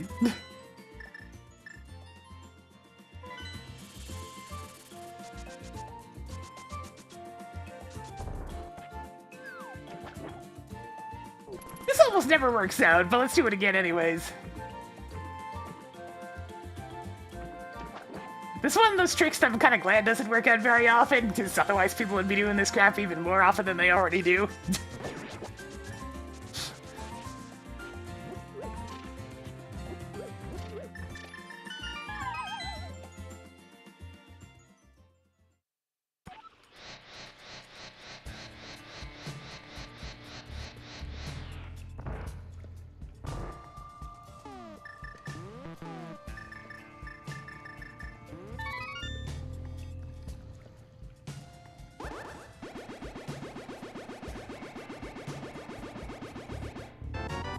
Yeah, there we go.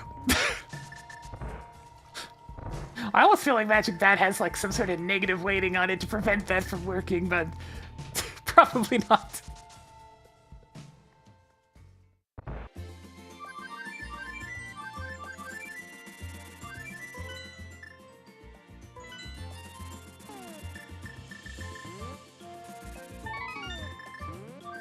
Let's go do Eastern.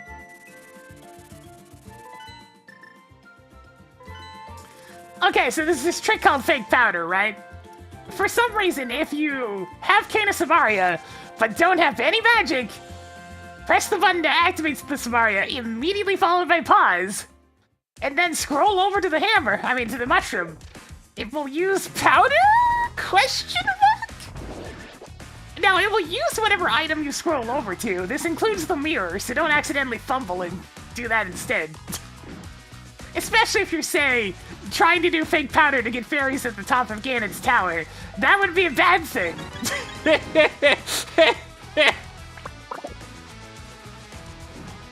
Well, hey, Andy's here.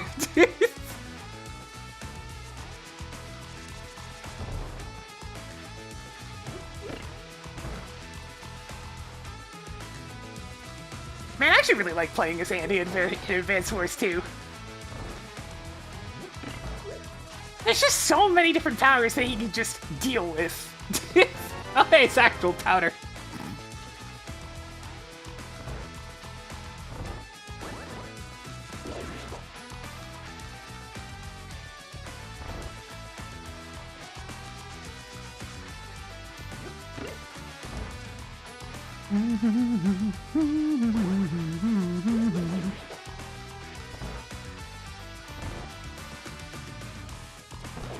Hilariously, you can actually perform fake powder with real powder if you're out of magic. So which we call that real fake powder.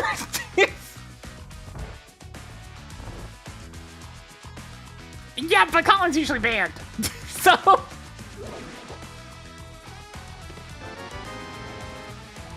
Colin doesn't count because he's always banned.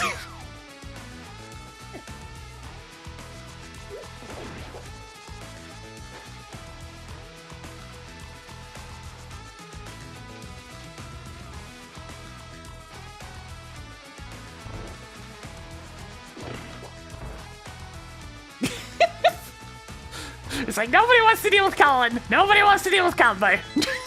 Or Kanbei. Or frickin' Kanbei. I don't know.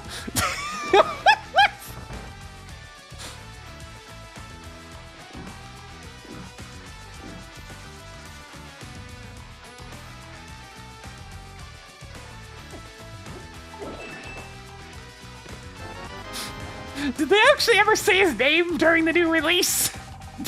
I'm not sure if any of the voice actors ever said his name.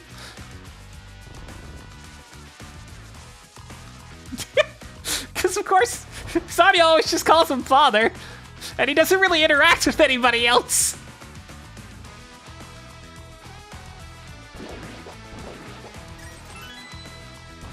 I think he probably said his own name at least once. Speaking in third-person nonsense.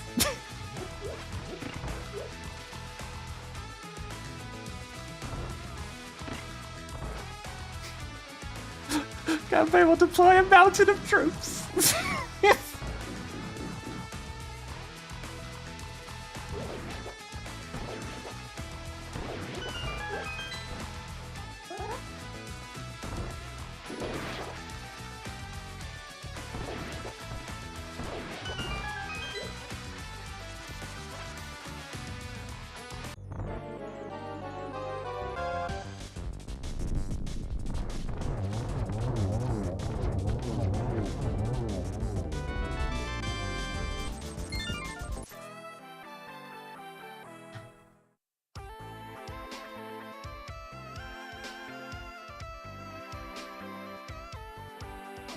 The sea Venus is a crystal.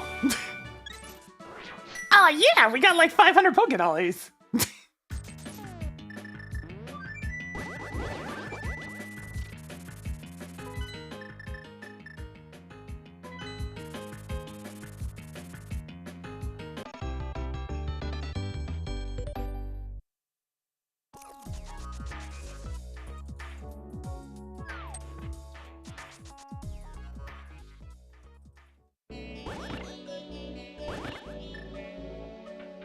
Oh yeah, this is that newer retro PC tune I added here. Y'all ready for a chill sort of Tower of Hera?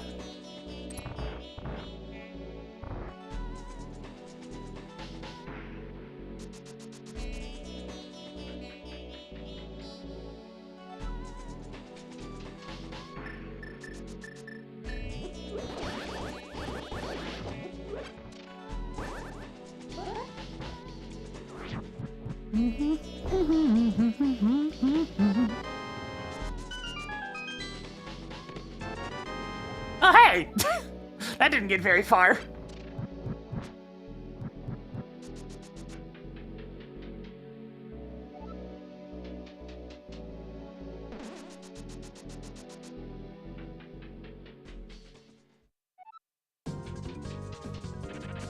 Yep, Myers offended by process of elimination. And I don't have any keys for it, so actually that's pretty beneficial.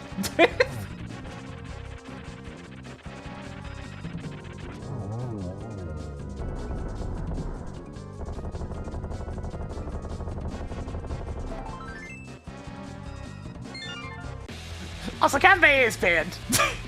All the time. Nobody wants to deal with 20% defense. Or frickin'... God damn it. Little Trummer Gato always gets me. Or the nonsense that is Samurai Spirit, otherwise known as, you don't get to hit me for this entire turn.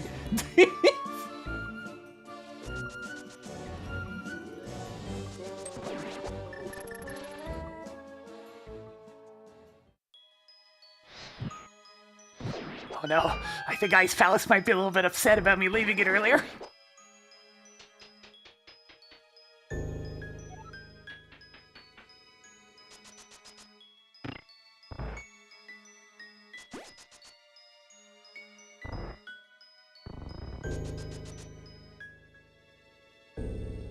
Yeah, it sounds really close to the actual Gato song, but then it starts going into do do do do do.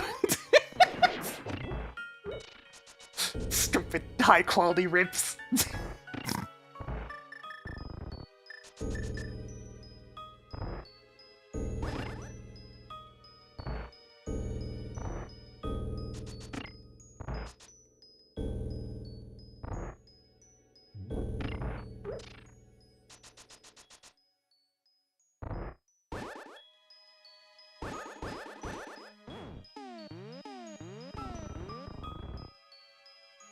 Alright, we're back!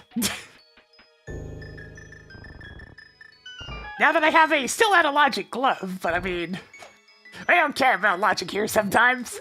I just want my crystals. I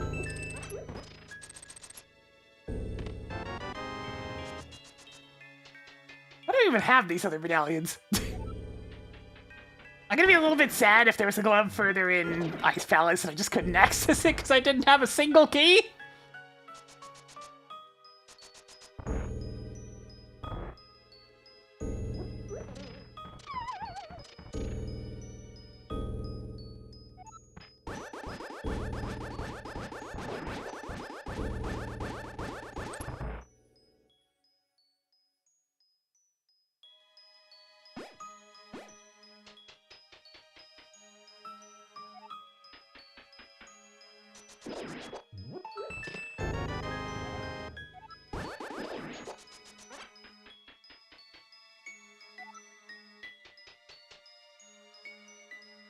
Yes, the second gamer is banned. Kanbei is completely ridiculous in Advance Wars 2. It's not even close. He is omega busted. But my god, is it ever fun just running things over with him as a result? Yeah, 30% extra. It's very silly. You can just go in willy-nilly. It's not like your troops are gonna die. It's like sit on a freaking city, have 60% defense. Yeah, that'll go fine. Sits a unit on your HQ, good luck getting that back. Oh hey, I'll pop Samurai Spirit and take 0 damage on your HQ. How's it going? Oh, what a ridiculous man.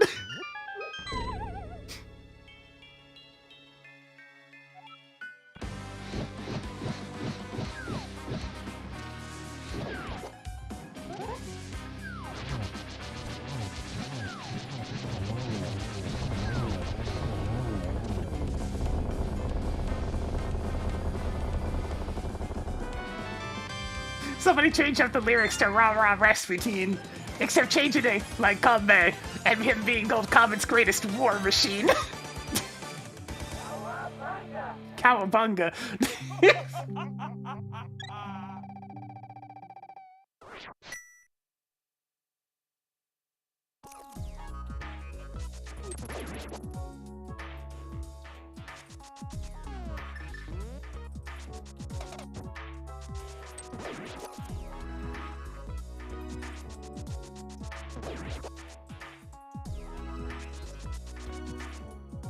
So you know how Thieves Town's been full clearable, right? Go figure, this is when we are decidedly not seeing the Thieves Town Big Key.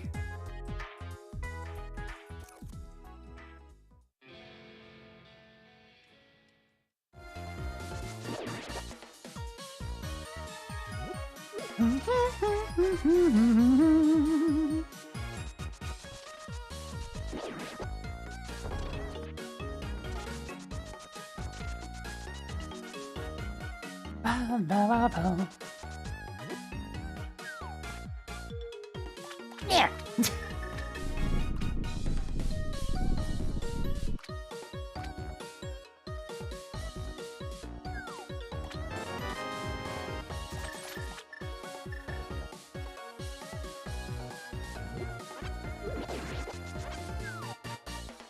I'm not sure if anybody's been more busted than Advance Wars 1 Max, though.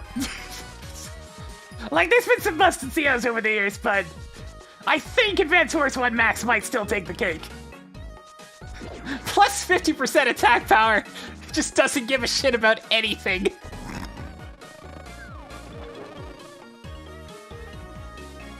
Oh no, I can't use fairly situational units that don't even really matter in a lot of games. Oh no! Meanwhile...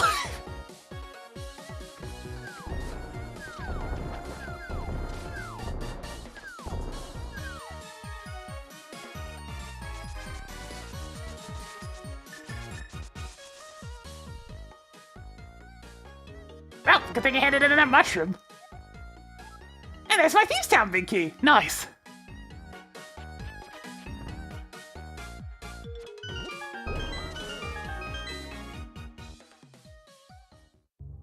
Huh. I'll get to that in a minute.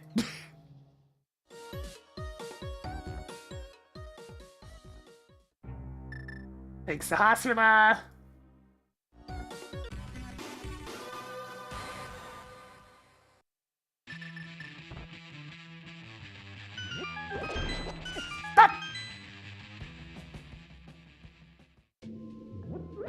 No, this didn't get very far. It's just in the wrong dimension.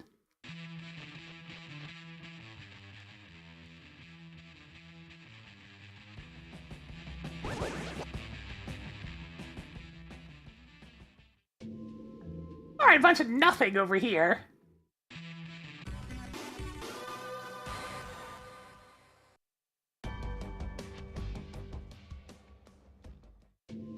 It's gonna take me back up to the top of Death Mountain. I guess I can do Sick Kid while I'm up there, but other than that, not much else to do.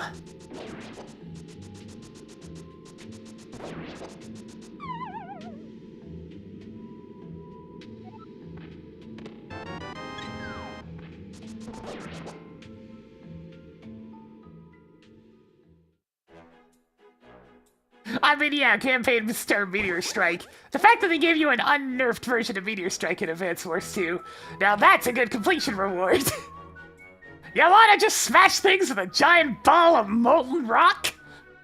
Well, now you finally can.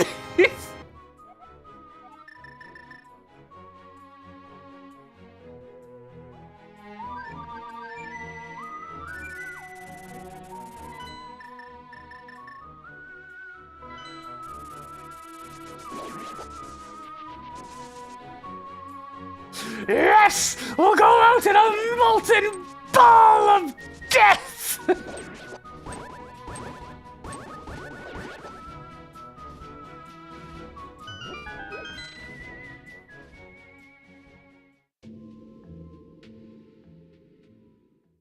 Yeah, I can finish Pawn if I want to, but it's a pendant.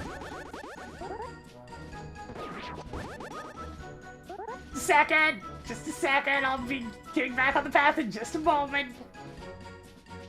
Just wanna take a quick peek-see up here.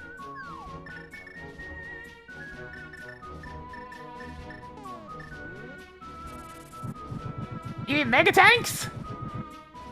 I mean, yeah, they're not exactly the most useful unit.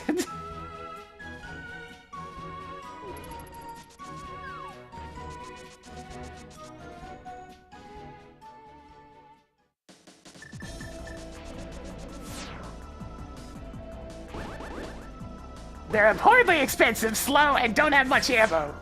But they do hit like a truck.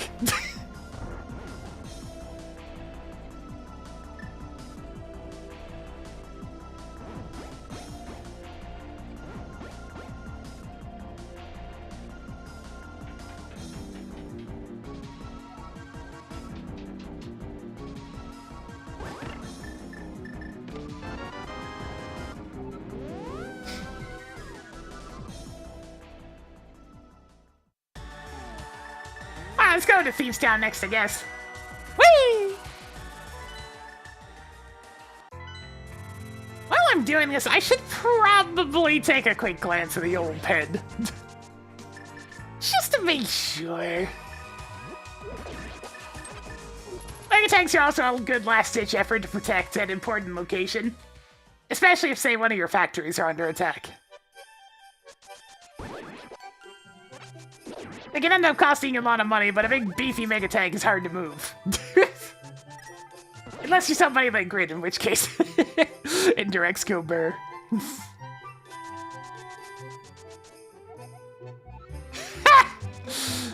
Well, that's the fourth sword. Been having a lot of pedestal swords lately.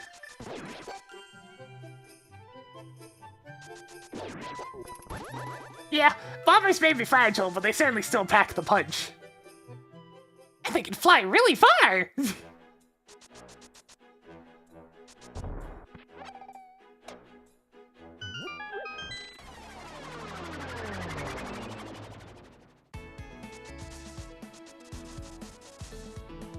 Now, if you want a really super interesting unit from those introduced in Dual Strike, it's the frickin' Stealth Fighters.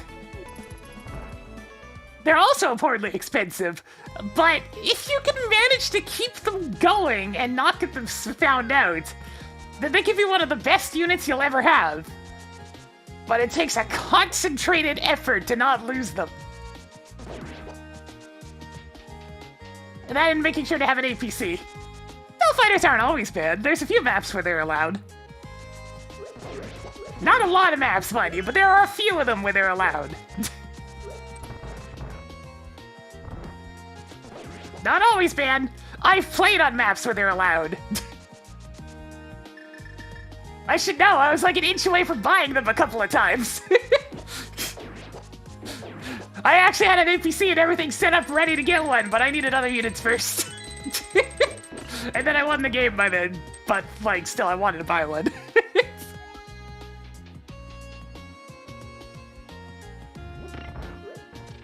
Yeah, Dual Strike was the one with the black bombers. Now those are always banned. They're too cheap for what they can do.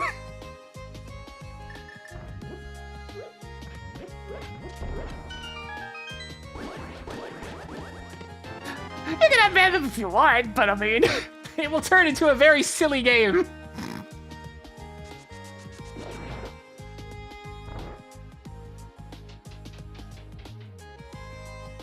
it's essentially like having a purchasable mini meteor strike.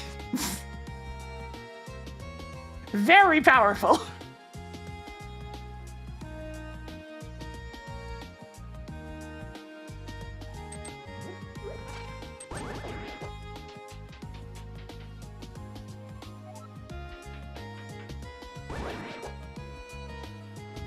Ah, yeah, the days of ruined battleships are much better. Being able to both move and shoot, that's dangerous. That actually warrants their price tag.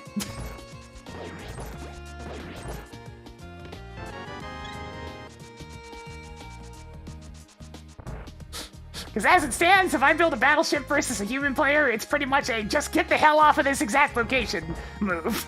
And it's almost always a bad purchase.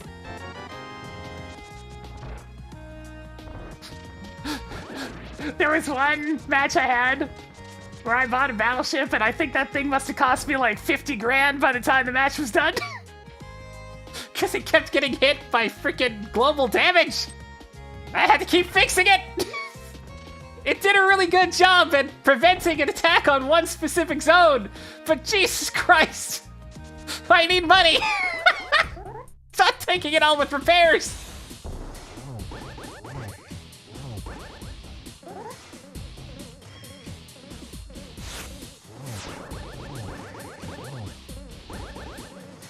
Stop dinging my dinghy! It's very expensive!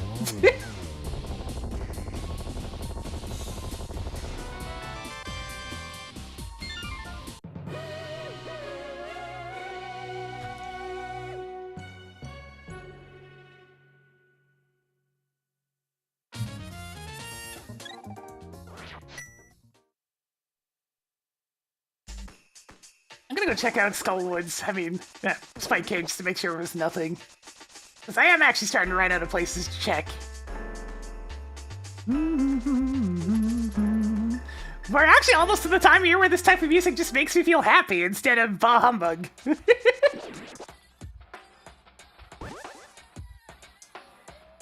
Yeah, jeez. God, Drake. Drake, stop! Stop it, Drake! Drake, please, I need units! Drake, stop! Enough! My fuel, Drake! Stop it!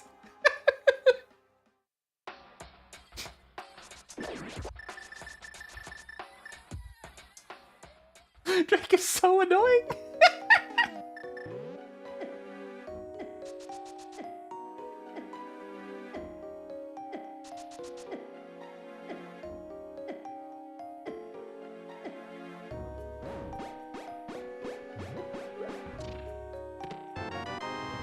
Drake does his job extremely well. He's got one job, and by gummit, he's gonna do it.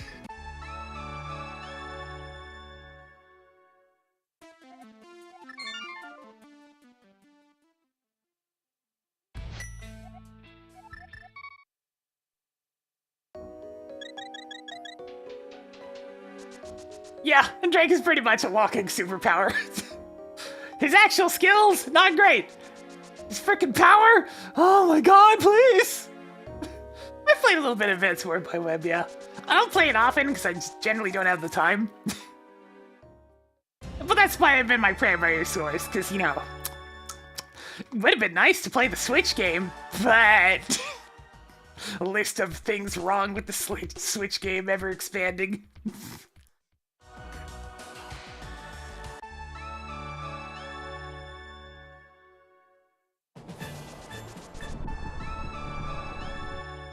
Hey, don't forget vision penalties as well when you're in Fog of War.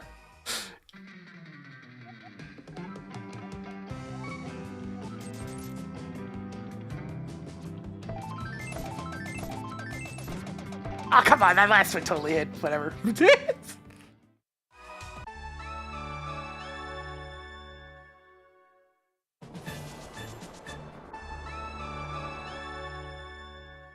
You know what? Let's go take a look at Meyer.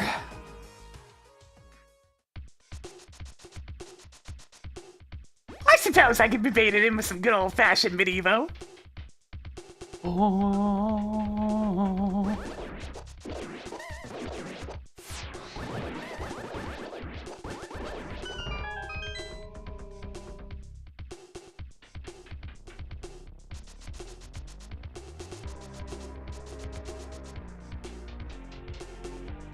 Aw, yeah, that mod sound.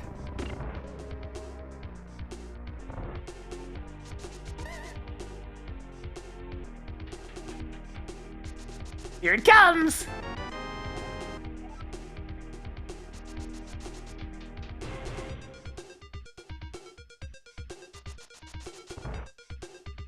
Well, it's not just the way you hit that Nintendo WayForward, also has really bad history with trying to implement online features. They're very bad at it. They never seem to be able to figure out how to do more than two people connecting together, and the connections are usually bad.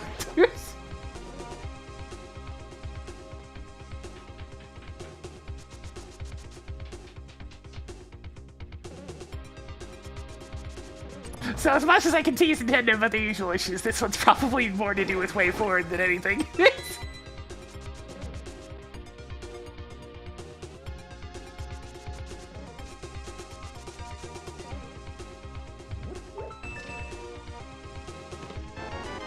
Okay, there's the hookshot. Glove's finally in logic.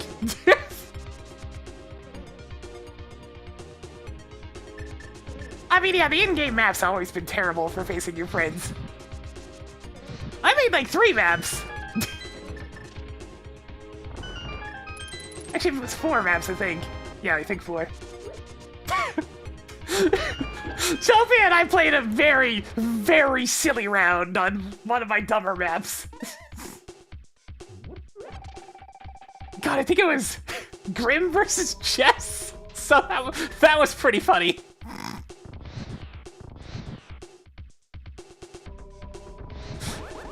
We were both just like posturing for half the round. It's like, oh god, oh god, Oh god. Oh god. It's like something was going to give. You didn't know what it was going to give, but something was going to give.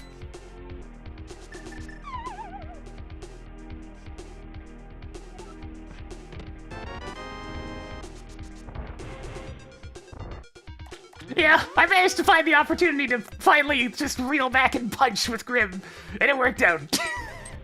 But there was a very scary, like, 10 turns. Where I just had to keep posturing and positioning myself to be as out of the way as possible when it came to impending danger. That's just the Grim way. Spend half your time being very, very afraid.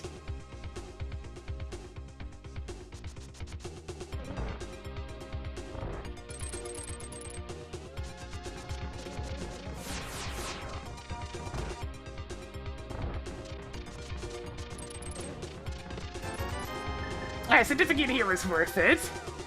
I should probably go to the top of Death Mountain. Where the heck was Hookshot Cave? That's one side of it. The other side's at the top of the mountain, so I'll get there soon.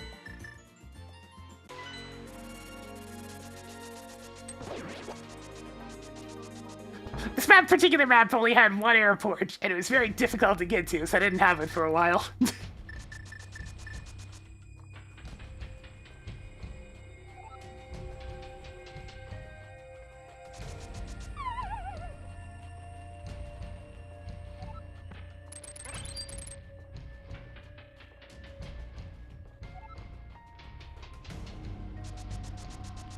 Yeah, Grim's really satisfying though, because you finally get that opportunity to snap and go in for the punch.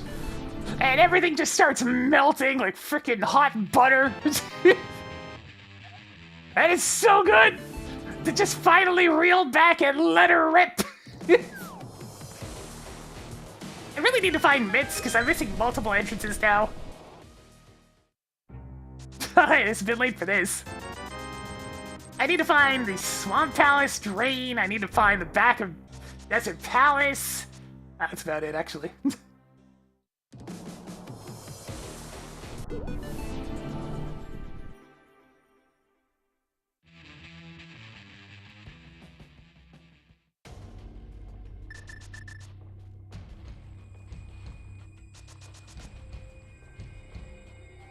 Oh yeah, we need to find the flippers, but I mean, I'm talking entrances here.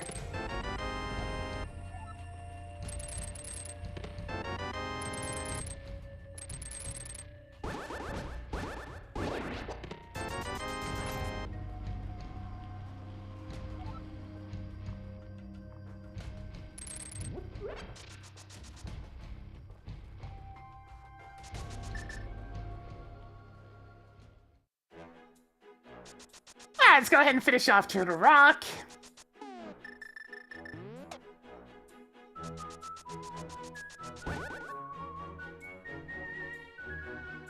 I'll grab whatever's in the big chest real quick and then head over to beat the crap out of Trinex. The tried and true tradition.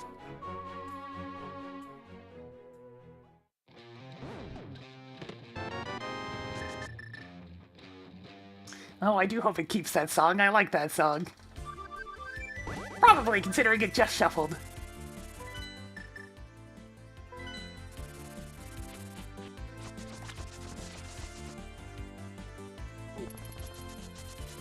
I'll get to King Zora in time. Right now I'm doing actual stuff that I need to finish the game.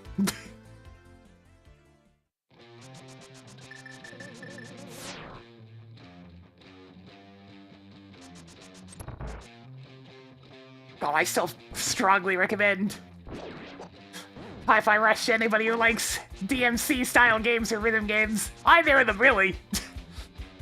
it's not too intense in either regard, so...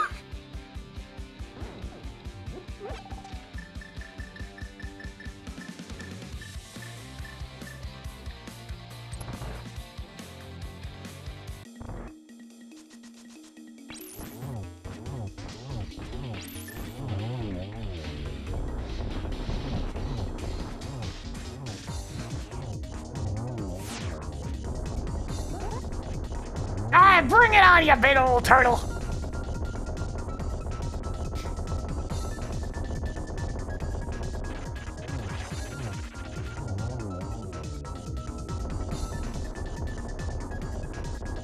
Alright, I guess Zora's probably next then.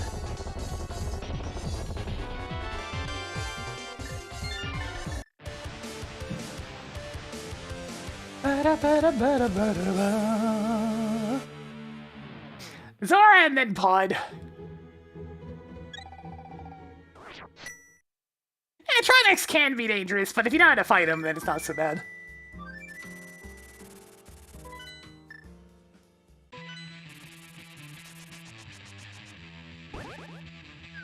Yeah, there's a chance I played this game a few times. Come on.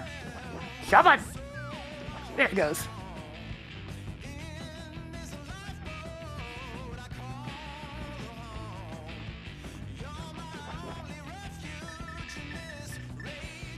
Pretty sure I'm gonna have to reset my slots real quick. So let's do further shenanigans.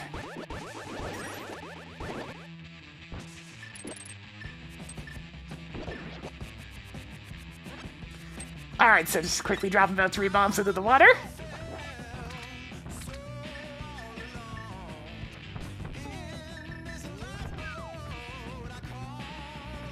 It just works!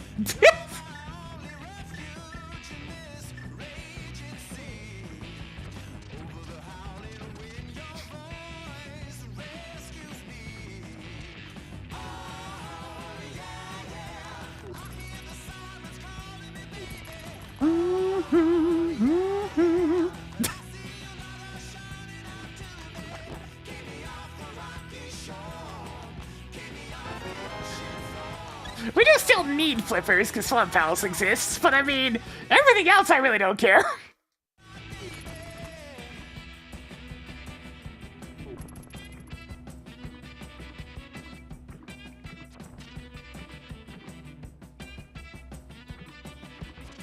And yeah, I love MSC packs. They're used to essentially replace the game's music with other music that you assign yourself. And then we have a tool called the MSC Randomizer by Maniacal Coder, which takes several of the packs that have been made and keeps shuffling them while we're playing.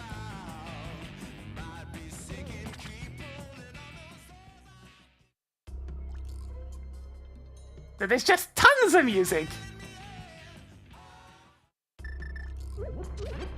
Oh, right.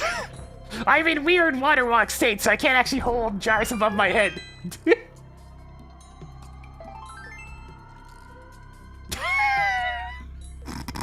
It's a little glitched. Don't mind the state of the game. It's okay. It'll be fine. Oh.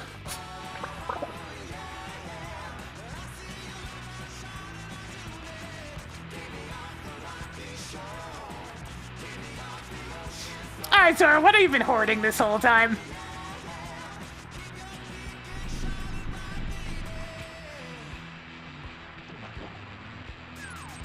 10 arrows. Alright, let's get fun.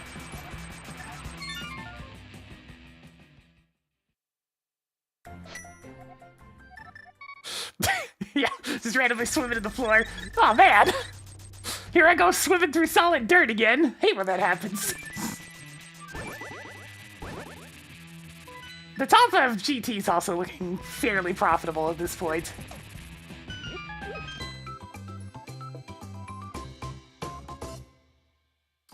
Looking like I'll probably only be able to get 1 seed in, because, go figure, it's another one where everything's in super out-of-the-way locations, and the places that I actually need are in the last entrances I have available. So, you know, the usual. I have every pod key now, so let's just get this done.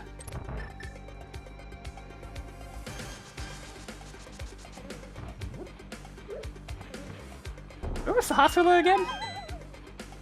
All the way over there, but I can go to him right before GT.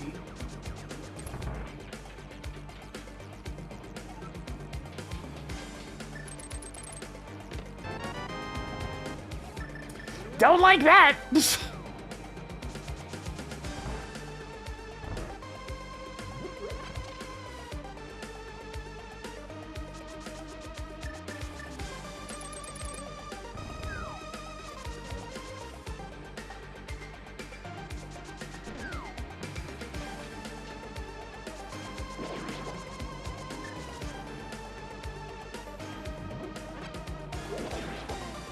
Oh, speaking of it just works shenanigans. Whoop.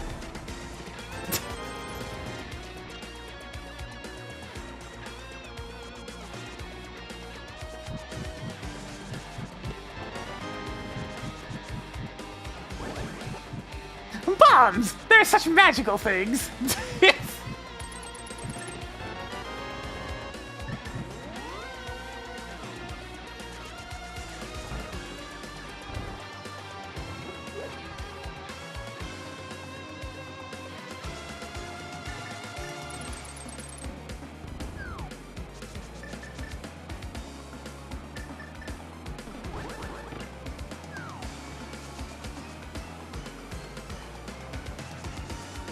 Alright, I'll take down Helmslur King. We don't exactly have a lot of options right now, so...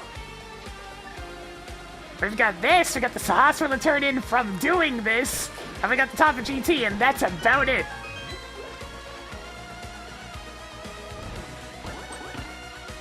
And I couldn't do the top of GT earlier because the hookshot was squirreled away in the middle of nowhere.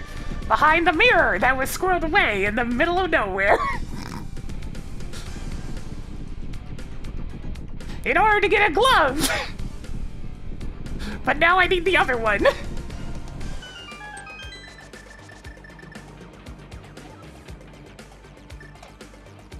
Just go through a long series of connectors so you can get to the Dark World after finding the Moon Pearl, which required the book, which was kind of in an off to the side location in Desert Palace.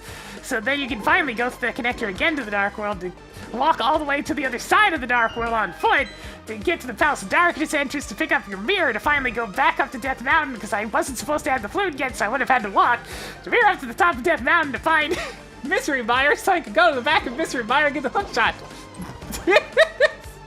To then finally get a glove. Makes sense?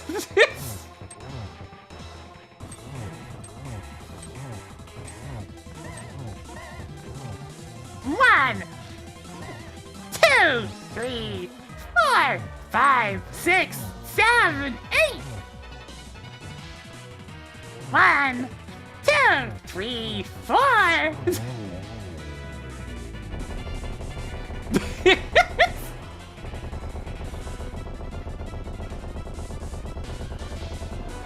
There it is!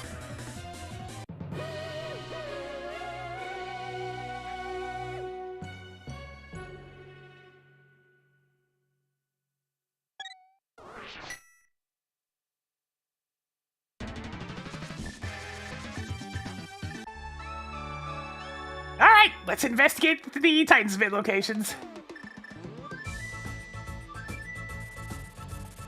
I mean, everything explodes in this world. I guess except for the Hermos Knights, they just kind of float. Alright, this is still out of logic. I'm gonna check it anyways.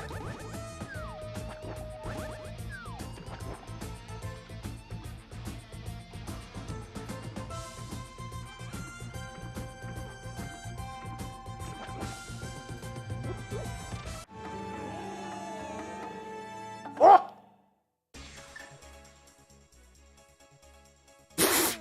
Nice storage shed. Huh!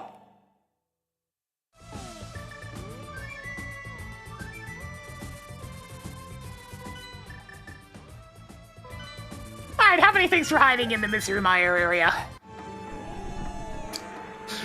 Oh!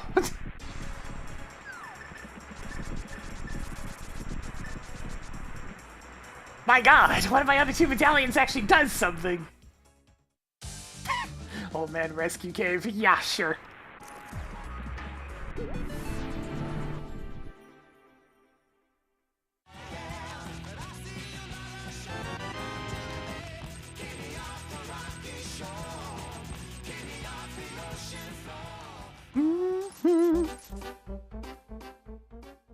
You'll give me a second.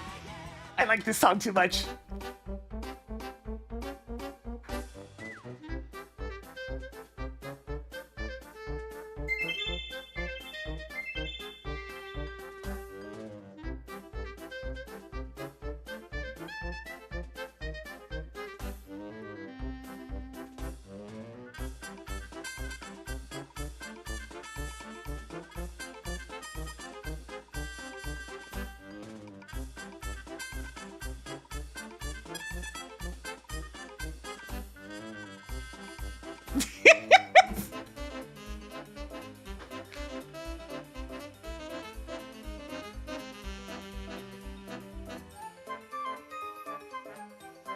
I like how I've linked to this song as an April Fool's submission.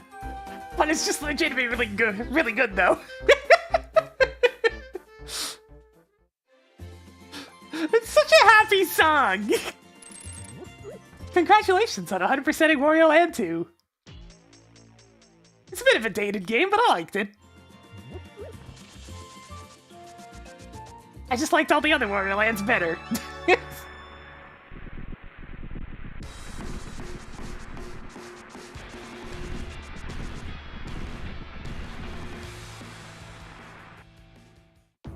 Alright, it's back in desert. Oh, that's one entrance off the list.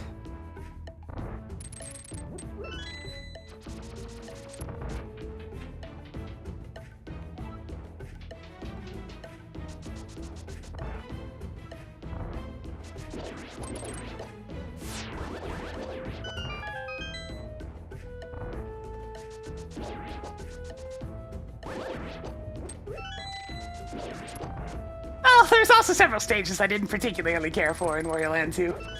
Certain segments were just kind of boring, like the basement area. Where it was all just kind of dark rooms and meandering around caverns where you had to dig a whole bunch. Not great. It kinda did a quantity over quality issue.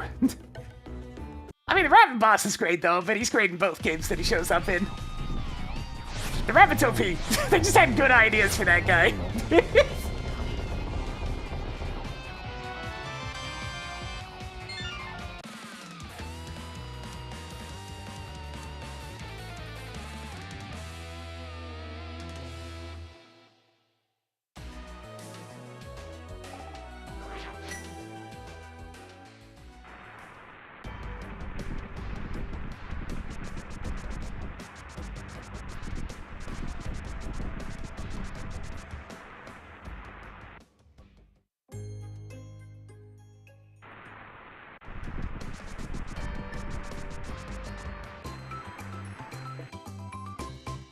Oh, thank you.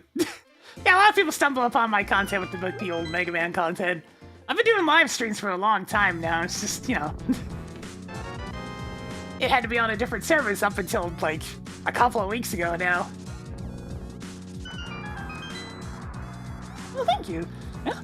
Pop a subscribe, and you'll get notifications about live streams 6 times a week.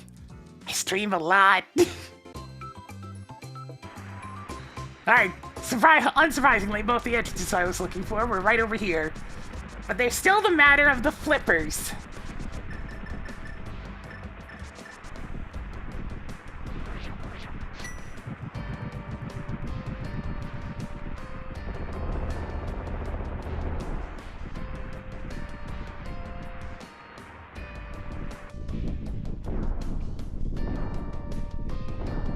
I'm happy I was able to figure out a fairly easy setup for streaming to both services. To ensure equivalent quality between the two of them.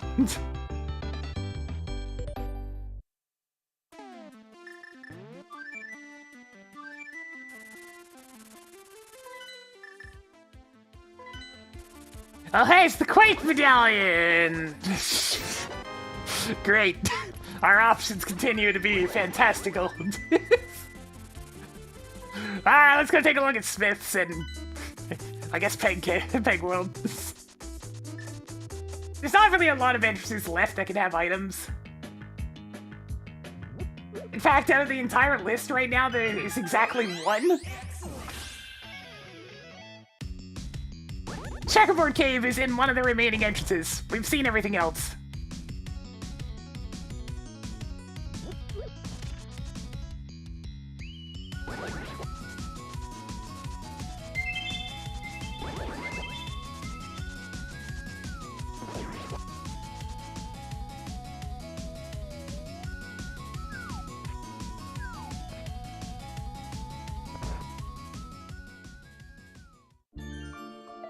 Looking at another 216 out of 216, it's getting there.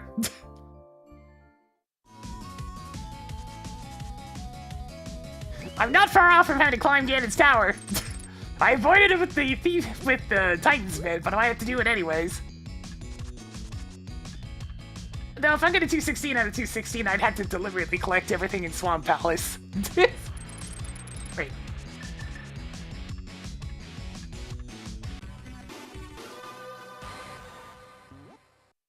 Ah, the Fortune of Ruin videos, those were good ones. Oh.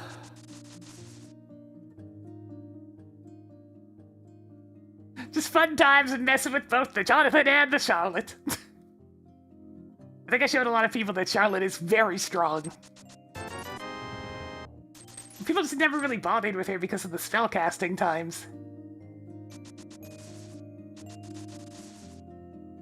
And you know, Jonathan being the familiar weapon set. But me, as somebody who didn't actually play any other Castlevanias before it, I'm just like, oh yeah, this character's cool. I'm like, Jonathan's weak as shit. I'm gonna use Charlotte. And then I got the Heaven Sword, and it's like, yeah, well, okay. Jonathan's strong now.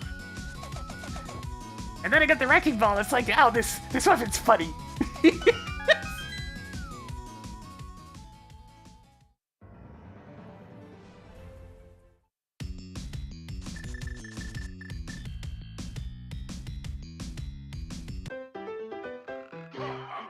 So our two remaining entrances are Pyramid Fairy and Turtle Rock. It's not ideal, that.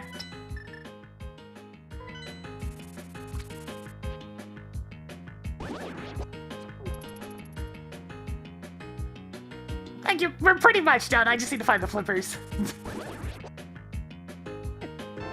Oh hey, it's the flippers! Okay, yeah, we're basically done. Go mode established. Wait, this gives me an idea. Brainwave triggered! Let's do it!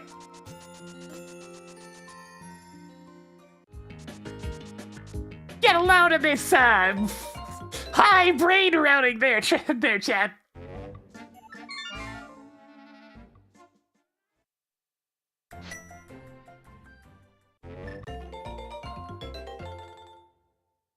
Yeah, that Aga kill was worth it, right?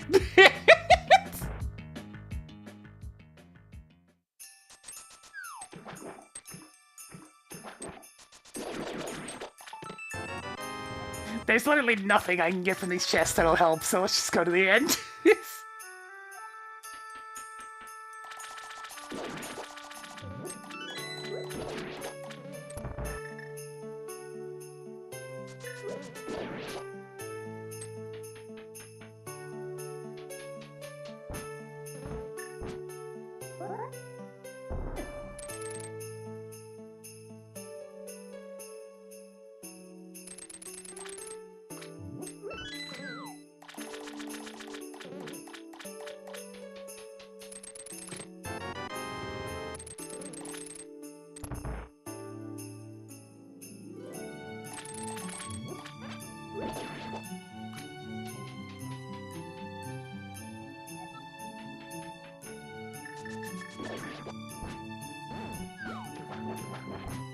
I found basically everything except for the blue boomerang, I guess. These are Meyer keys.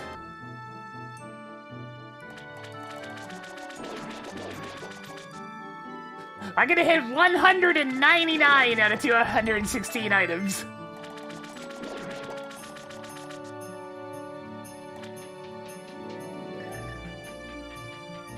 This song's from Wario Land, Shake It for the Wii. I was talking about this game earlier. It's very good.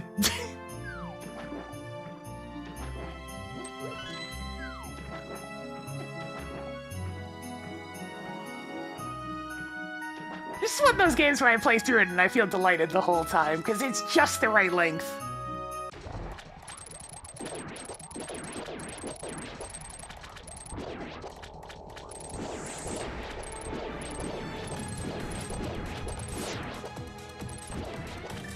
That and I take an intrinsic delight from shaking the crap out of enemies. And money bags! Oh.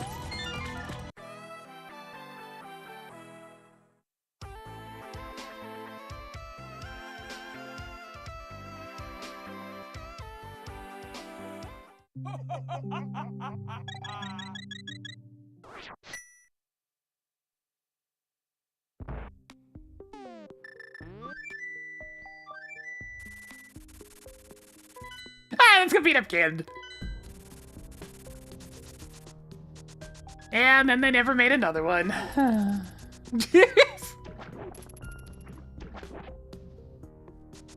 That's okay, they ran out of ideas.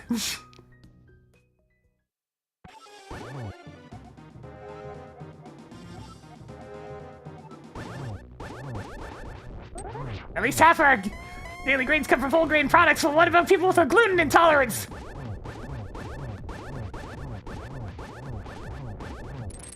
Ever think about that, Ganon?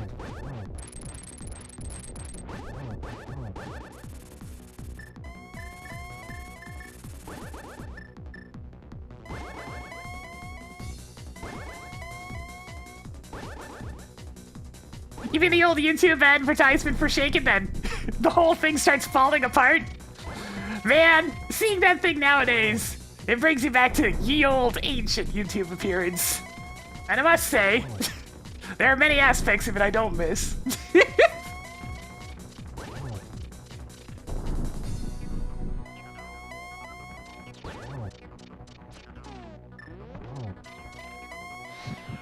Nope. Him teleporting in place pretty much makes it so I have to do this the slow way. Awful teleport locations, gonna have to do another torchlight.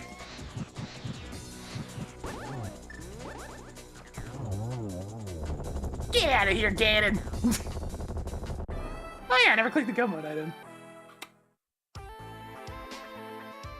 Yeah, back when I posted videos with annotations. And now the annotations are gone! It used to have all the treasure descriptions. We somehow made it through all of this. Got him! It's hard, things never go as planned. Too many features, not enough time. We want the best, but can only do so much with what we have. So this is what we made. We made a Triforce.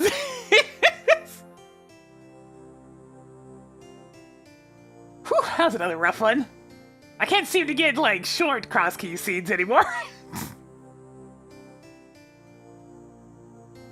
Yeah, I didn't mind my old YouTube stuff. It was pretty good.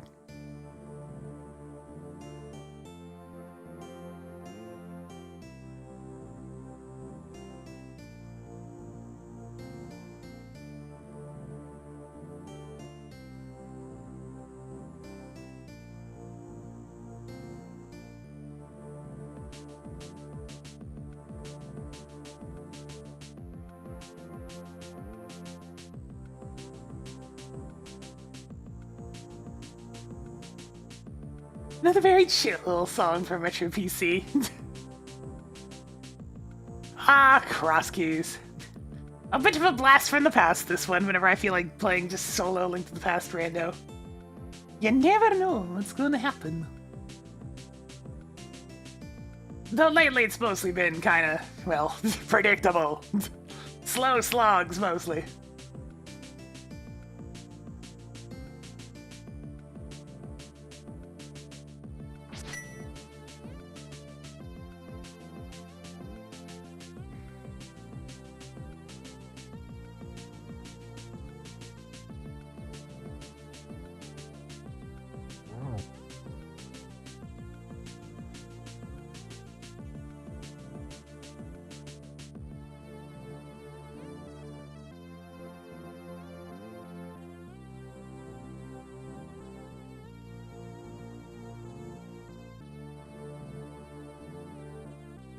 Lumber clones. I mean, I guess they are fairly similar.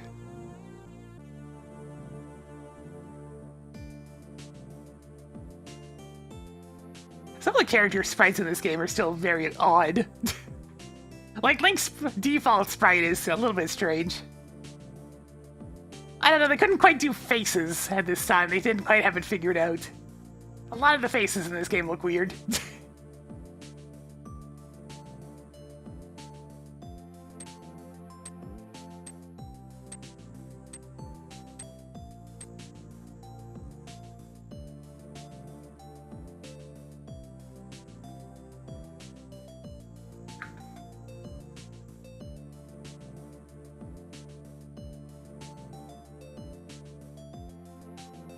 The big unlock kid!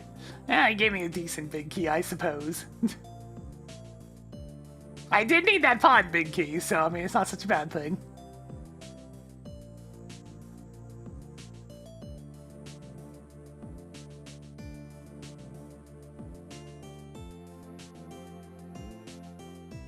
Well, yeah, not having a CRT. Honestly, CRT doesn't make as much of a difference with 2D games as it did with 3D. You really need that CRT filter when it comes to games like Mario 64.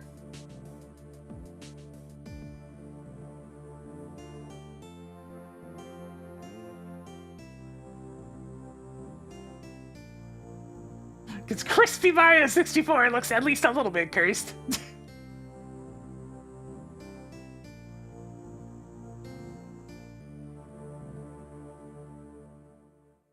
I definitely don't have a CRT laying around, though. Those things are heavy as heck, and I only travel light. During my multiple times moving at this point.